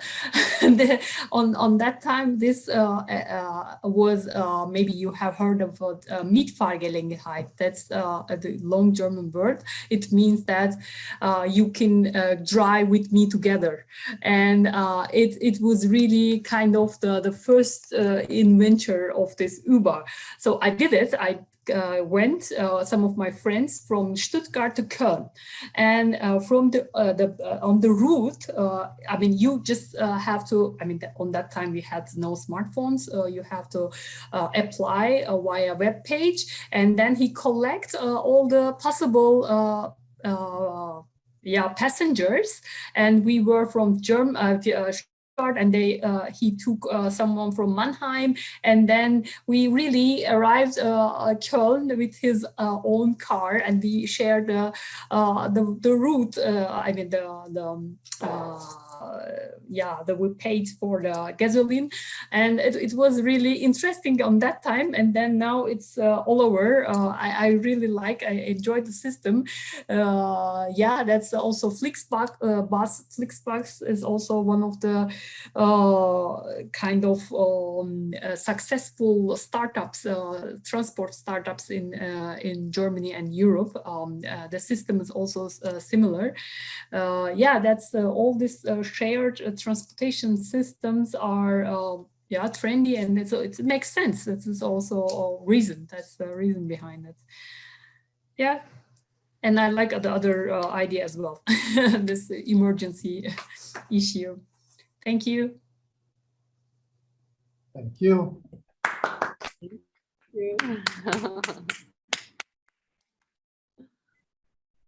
Öykü, did you hear Öykü? Yes, no, hold on. If I don't see the faces, I cannot understand. I can present maybe. Okay. I am Özge. I will share screen then. I probably forgot using Zoom after school. Okay. I thought of a scenario where you can reach the main roads by bicycle and use buses from the main roads in the city.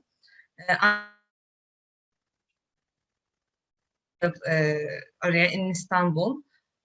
I choose only the show it, the nodes where the connect each other. Then I researched the parking lots in the city. In this scenario, most of these parking lots will be unusable, and there are only 1,700 is parked in Istanbul, except the other ones, the privately operated ones. And this is the Machka Park photos from Istanbul.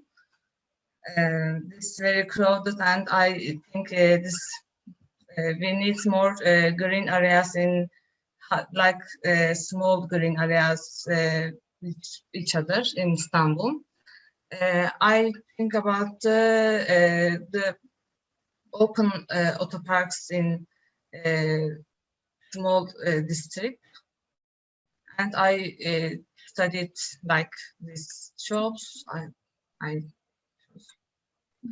And it's very and I studied at Barbaros Boulevard in Beşiktaş, and I studied a widely bike road and shading trees and some paths for pedestrian. And I studied for a bus station. We can wait for bus and study it at the same time, and we can park our bicycle and the sharing bicycle also. And Yeah, I mean, I forgot. No, it is definitely very nice. I think to understand exactly the power of using, in this case, bicycles, where you can definitely, for the same size of the car, you will be able to use 8 bikes in the city, and how you visualize, and it can become immediately a livable city with this use of your exactly like in this one. I mean, and even in the previous one, it is perfect to see this, how it can be different, how it can be easily changed. Actually, is perfect. Definitely, that will be more civilized, more green, not only for being green for the trees itself, but for the use of the bikes, electricity, and electrical cars, and so, and small cars,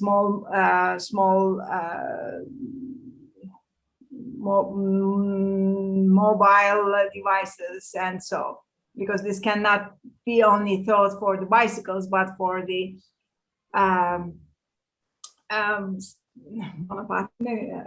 scooters and others. So definitely this can be a nice way. And also how the streets can change their faces, as in the Barbaros Boulevard. Just like, I mean, here you can still, you can you can be able to think. I mean, you can think in this can be done tomorrow. done. I mean, Yes, so it's a we very get the thing basic for the level. second stage and the third stage Very of first your, step, you know, like as Marco was saying initially, you know, like for different horizons and the further horizons. Definitely nice. Yeah, thank you. And also the way of thinking the station where you would wait and then you can work over there. You can have the you know, you can charge your phone, you can charge your computer, you can be, I mean, Yes, why I can't not? include my Why note not? of the digital things. I tried what Yeah, I I could. think as somebody that knows Istanbul but not very well, I'm trying to understand how to push more bicycles in a city like this. And I think one resistance could be that the topography of Istanbul is not flat. Yes. So it becomes difficult. But the solution is already there because electrified bicycles where you do make an effort, but you don't need to make exactly the effort needed, for example, to ride on a slope. So it's not a motorcycle, you still exercise, but you don't die to go on a very steep hill in Holo and Istanbul. So that's a solution that would make electric bicycles totally good for a city like Istanbul. Mm-hmm. The other comment that you may hear is that Istanbul is a huge city, and so the distances you travel are too long for bicycles. But also in that case, if you have a well-managed multimodality, so basically if the system or an app tells you, okay, you need to go to the airport. Of course, you don't go to the airport from downtown with a bike, yes, but you could maybe have one piece with a bicycle, then jump on a bus and so on. Or if you need to cross the Bosphorus, you could have one section in a bicycle until the bridge, and then you take a bus for the bridge, and then another bicycle on the other side. So basically, what we need to explain people is that they should not think of leaving and ending with the same vehicle, with the same mode, because that's in the mind of people. If I go with a bicycle, I need to ride 100% of my trip with a bicycle. No, you could do a small piece with a bicycle, then take a bus, then change. So that's the most important thing, the biggest opportunity. Combined with all of these bicycles, I mean, you could make Istanbul, a gigantic city like Istanbul, a city very good for biking. That's nice. Again, thank you. I want to add something. Actually, Özge, our starting point is the same. When I was reading Marco and Daphne's proposal, I said, okay, if we won't have any private cars, it means that we don't need any car parks. We don't need any large streets anymore. I mean, we have some streets for the public transport, but if we don't have our individual cars, what we will do with so many huge car park areas? And also not just the open places, also I was thinking about the the underground parking areas, and I can say, okay, we can really use that huge spaces for other purposes. It's really huge opportunity. Okay, then just delete all the cars. But on the other hand, it's a really challenging point because of the topography of Istanbul. Stuttgart as well is a hilly city. I mean, it's a kind of valley. We have to also climb the small hills. But on that, since COVID, as we cannot use the public transport as we wish, and we had a small kid, he has to attend the school, and we really changed our attitudes. I mean, we had already bikes, and we bought a new bike, the long tail, that we can put him backside with electric motor, and also go to grocery or some small shopping with this bicycle, and it really helps. I didn't expect that we change our habits so rapidly. Really, we are every single day, 5 days per week. My husband rides him, my son, to his school and come back. And we are really doing daily small issues with our electro bike. We have two of them, one with kid and then with the other is another parent. We are changing who will go where.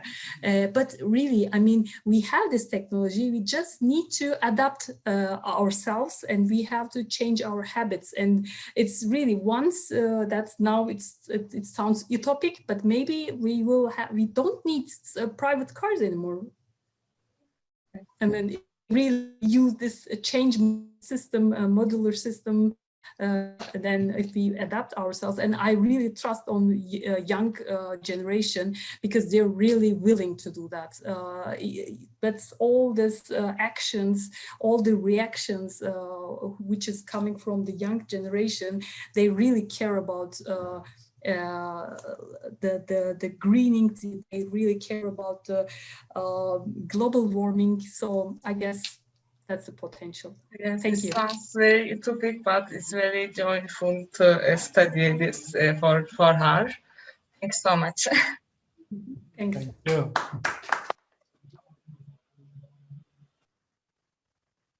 Who is left?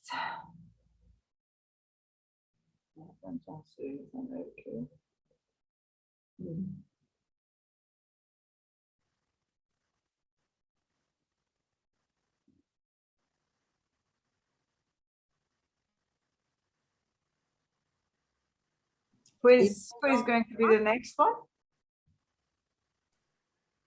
Actually, we can go for it. Okay, let me share my screen first. It's not my first time using Zoom.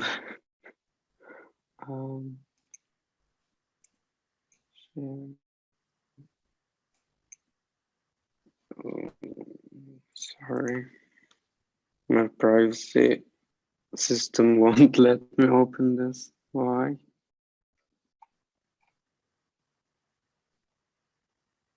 Yes. I'm going to be reconnect.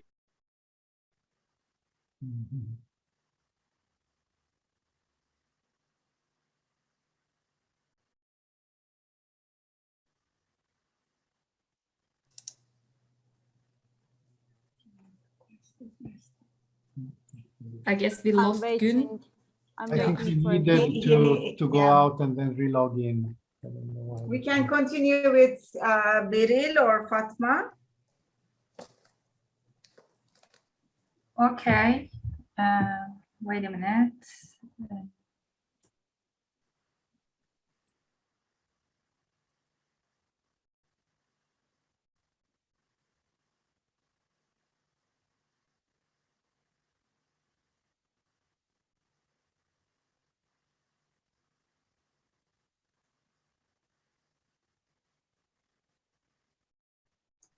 Can you see the screen? Yes, yes. Ece.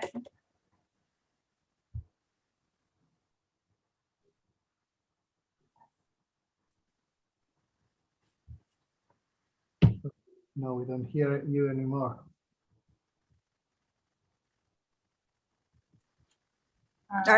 We cannot hear you.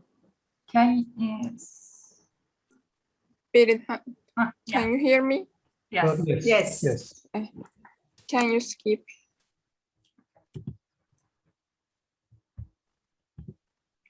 Hello. As a team, we develop an idea, and our team consists of I'm Fatma Ece Bulut and Nur Beril Yapıcı. We are doing a master at Technology Design and Innovation Management at İzmir Institute of Technology. Skip.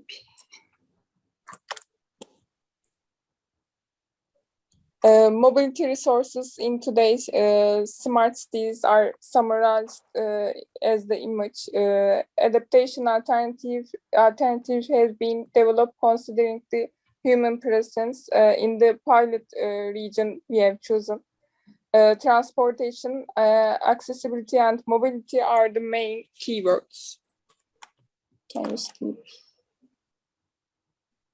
By 2050, 68% of the world's population will live in the urban areas. The means denser population, increasing traffic problems, economic, social, and environmental needs, and transformation in transportation in mobility and mobility.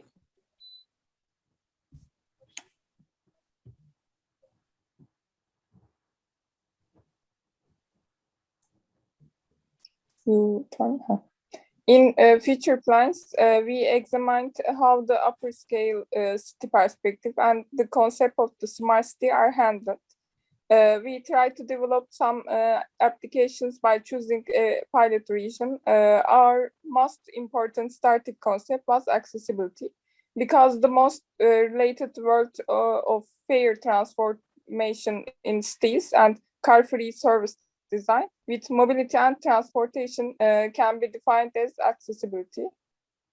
Here you can examine the answer to how transportation in smart cities will take place in the various system by resources and the summary table that came out to their researches. Shared city and shared vehicle can scale just like a city. Here you can see some applications used in the world.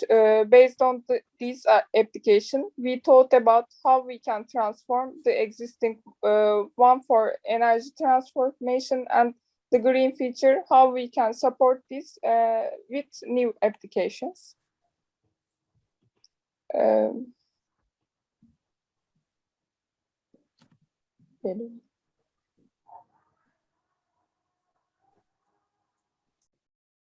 Beril, can you skip? Of course, as today's technology, since we can implement these ideas with IoT, it is necessary to consider the city application, the working perspective of the system. Big data analytics and use are very important for the smart feature of the cities.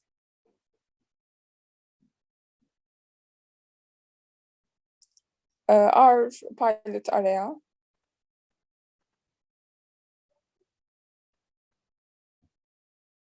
İzmir, Alsancak.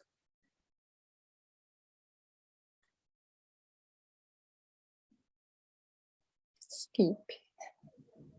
Based on this, we first imagined the existing bicycle and pedestrian paths in the city and the sitting areas in the city's favorite recreation areas as the image. We want to encourage both energy storage, cruising, and using such weather by placing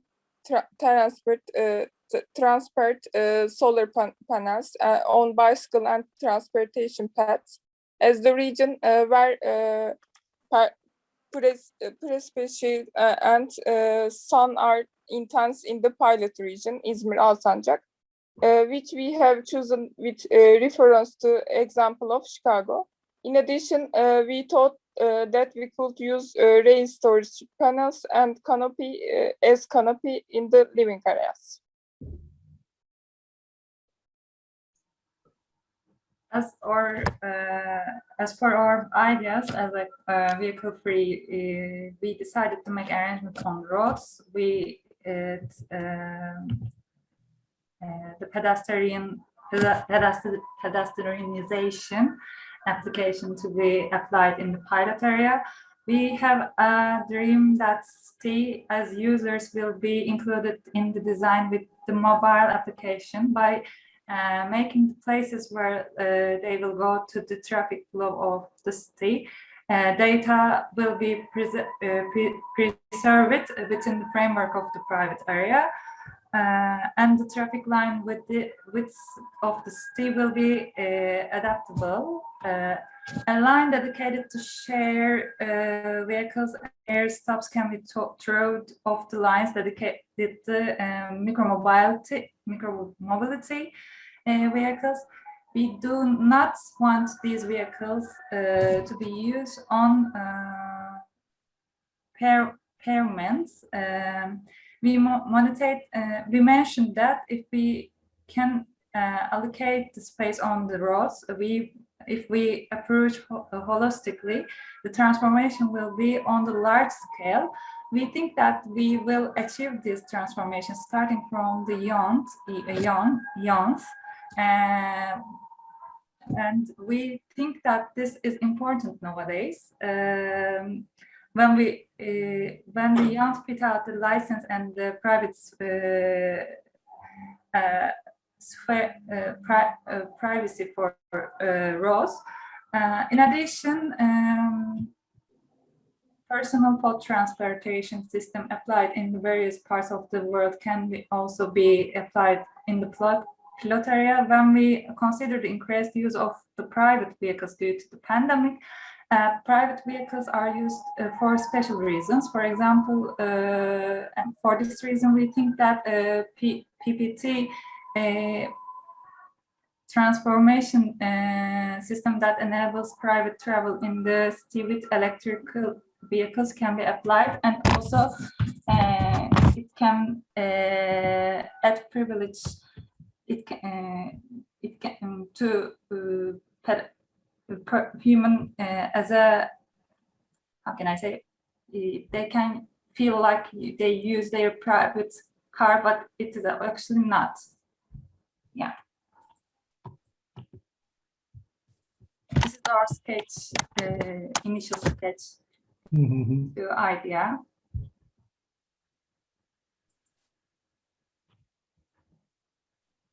Okay. Now, I think you had a very detailed explanation of the technologies that could make everything possible. So I think what was helping us a lot is to see your description of IoT, the Internet of Things. So basically, part of your presentation, I hope, was also helpful for the other students to understand that many of the technical solutions that are needed to create this city of the future, they are actually available now. They sound very future and they give a lot of opportunity, but they are very realistic. They can be applied now. On the pod, I think that in part, usually you do these pod on rail systems where you have two clear starting point and end point with a lot of traffic, like an airport and so on. What you could think today that you can have something similar even without the rail. So in a way, lanes dedicated to self-driving pods without rails could be even more flexible in other parts of the city where you don't have clearly the same starting point and the same end point for everybody.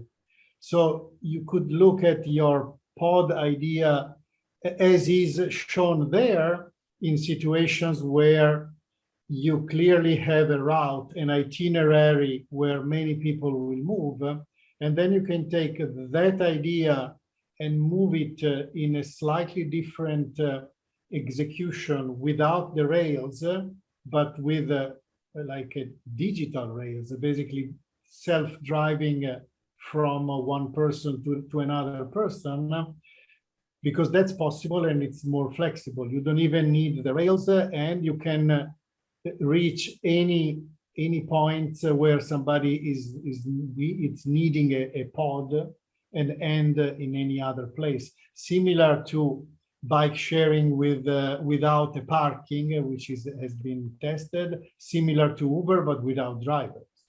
So the idea of the pod is valuable both in the way you show it with rails and also as a vision of what cars could be in the future, just pods that you don't own, but that are around and can take anybody to other place in real time.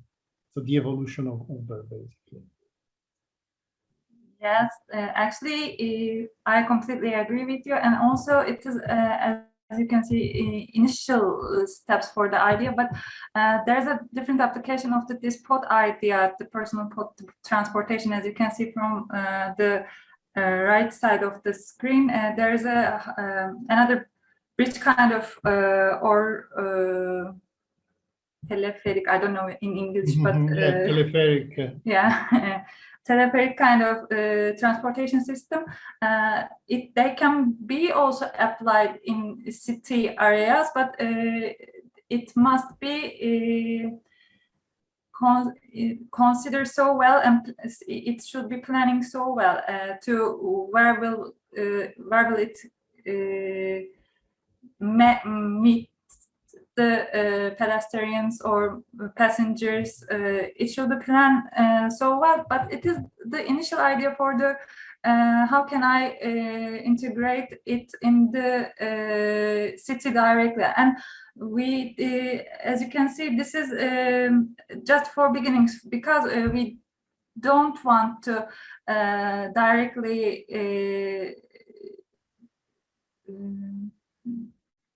delete our roads or classic roads. We just try to integrate them with integrate with the classic way as we get used to. So there all might consider that they should consider, and they should choose for best area with combination, I think.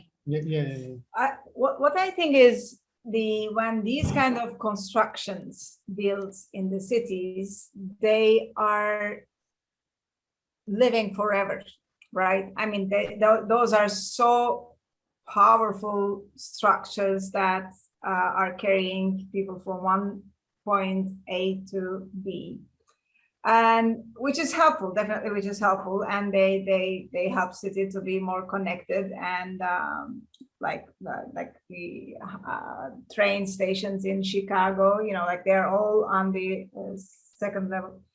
But then what I think from now on, the technology is evolving so fast that kind of approach in 5 years can be already old, maybe. So, and our lives, I believe, what also what Marco was mentioning is, yes, from A to B we go, but our lives become more fluid than A to B. Because in the meantime, we would like to do this and that, and then to arrive to B. That's why actually, when you're projecting those kind of projects, you should be thinking of that fluidity of the life.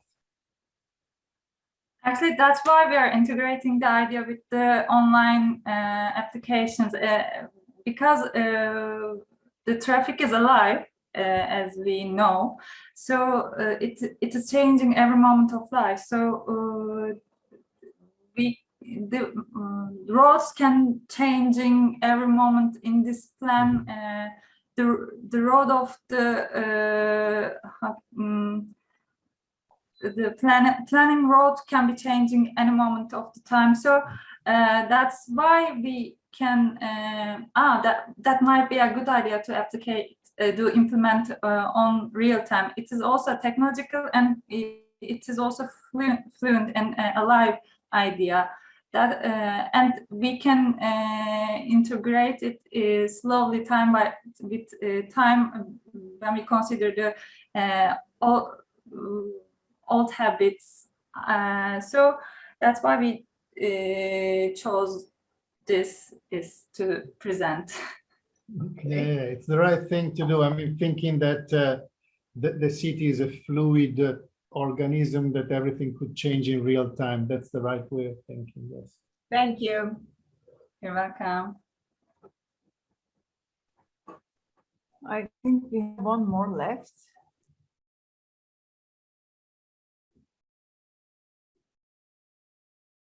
Where is Gün? Yes. Gün Baltalar. Are you here? Can you hear us? Okay. Let me try to share my screen.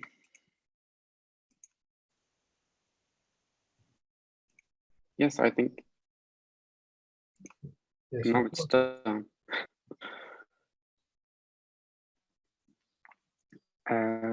We are from Izmir Institute of Technology Industrial Design students, second year students.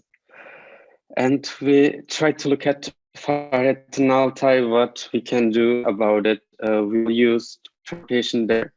So we know the problems. In summer, it's insanely hot around bus stops. There is not enough shade for many people. But instead of changing the bus stops, we thought that if the traffic problems are solved, we just need to redesign some bus stops so we can manage our traffic jams, I think, and problems. For the road, we try to make a main road and try to put different bus stops like 2 and 3 kilometers away from each other. And then when we use the main road, there are something different. When we try to reach more separated ways, like I'm going to be more not professional right now. Like this one is our main road, we thought. And then if we are going, we try to go there, we use different types like scooters or Uber or maybe bicycle. But in the main road, just one shuttle, it's enough. And it's rechargeable and electrical. So we can reduce the traffic jam with this.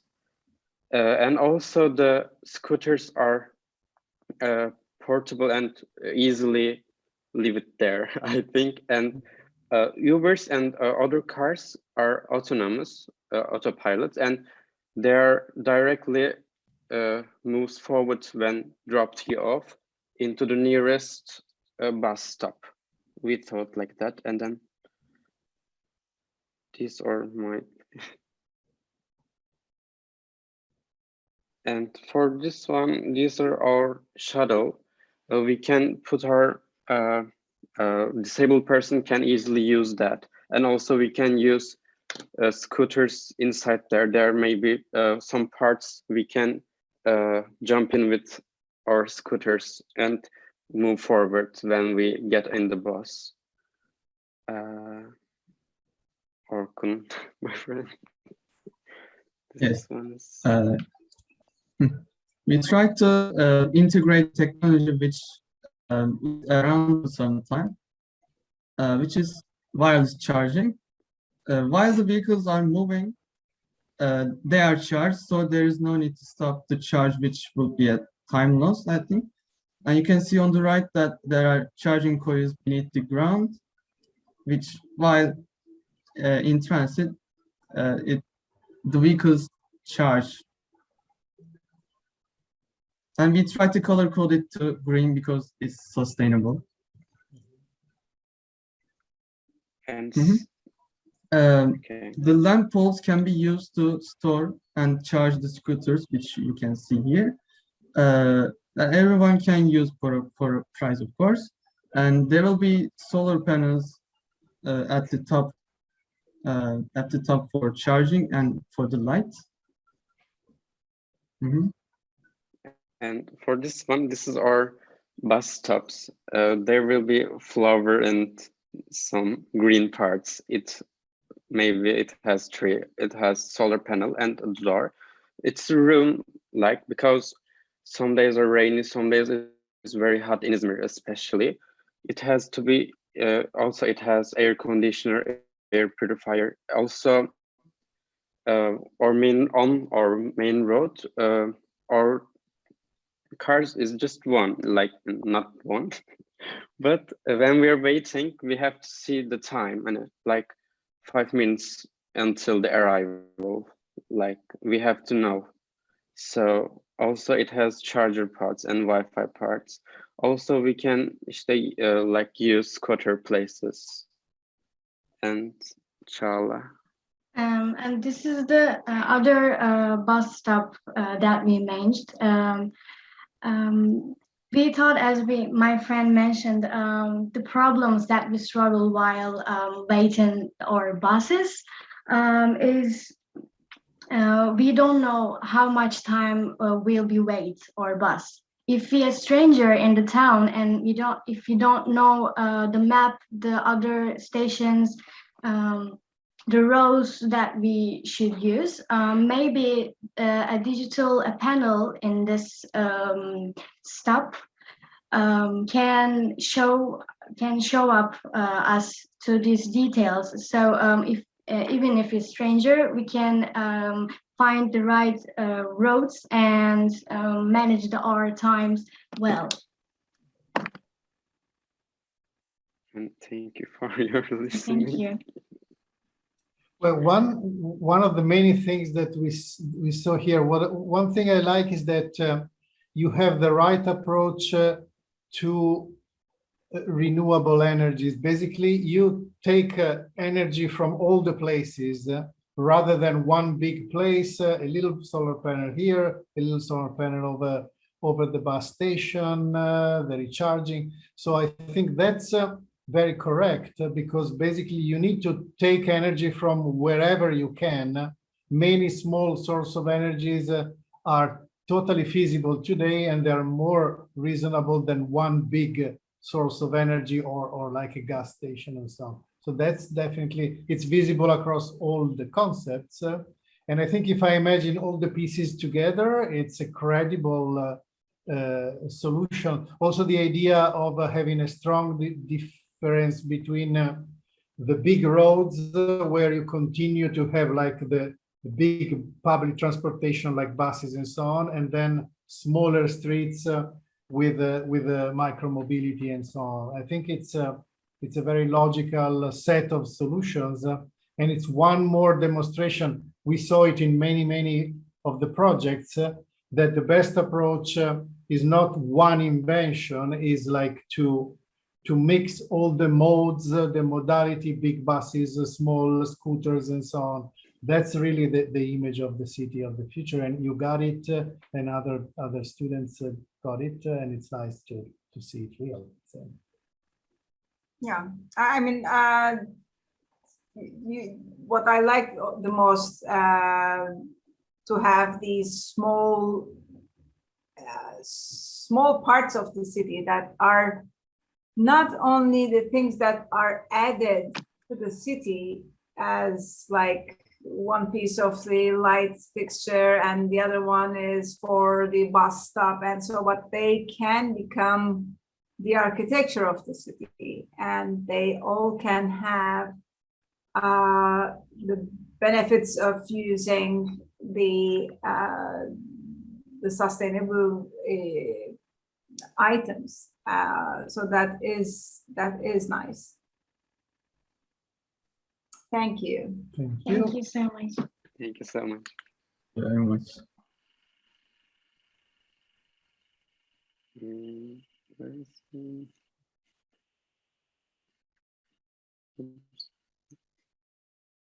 Are we missing? Who are we missing? Did we see everybody? Yeah, I think so. I think so, yeah. Maybe. I'm not sure about Mert Ekici, but He was in this group, but he didn't. Yes, Okay. he didn't join. We don't know either. Okay. I've seen in the presentation, yeah.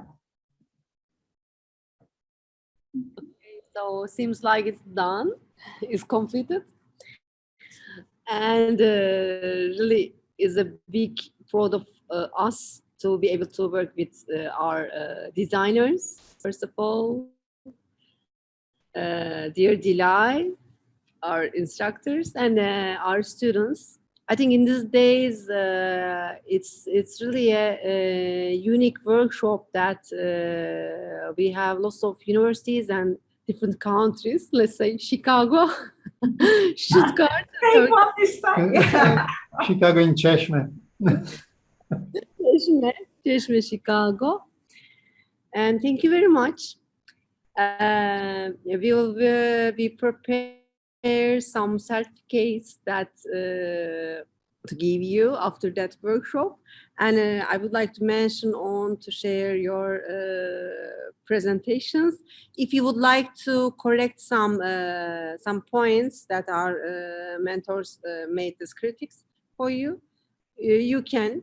But please try to share the final form before 8th of July, because we will share this workshop on 8th of July through our YouTube live channel, Italian Design Days Turkey YouTube channel. We will share with you all the informations. And thank you very much. Maybe Marco and Defne would like to add, or Dilay would like to add some final sentences. Yeah, I mean, first, thanks to the organization. Thanks for bringing us together, and thanks for the student. I know what can be done in 4 hours, and I'm always surprised that actually it's more than we see more than what usually we expect in 4 hours. So it's nice to see enthusiasm.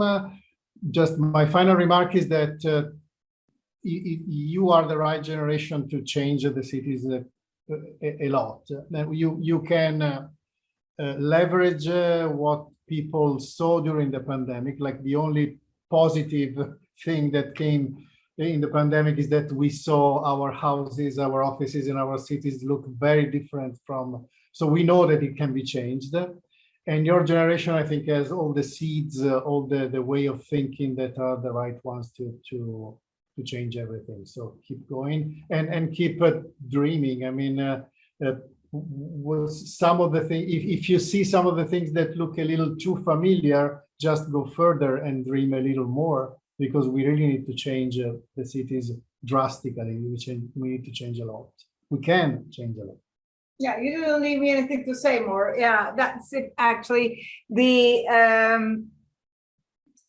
thing is, don't be happy with yourself when you do something. You should always be expecting from yourself even more. So continue to imagine, continue to dream, and definitely the COVID, the pandemic, actually helped us designers to understand how powerful our job is. Also because we know that we can change. We knew that it was possible, but now the industries and the other our collaborators that we used to work with understood that the designer's job is beginning from dreaming and executing and changing the world. So you are the future. Go ahead. Thank you. Thank you so much. Yeah, maybe just last words from my side as well. I'm honored to be here and also kind of working together with Marco and Defne. And Pınar, thank you so much giving this chance to get to know all these brightful students, and I'm sure they will continue their success. And yeah, we will meet somewhere sometime again. Very nice to meet you, Dilay, by the way. Yeah, me too. Have a nice time. Thank you, see you Pınar. soon. Bye-bye, everybody. Thank you so much. Thank you very much. Thank you. Thank you and see you.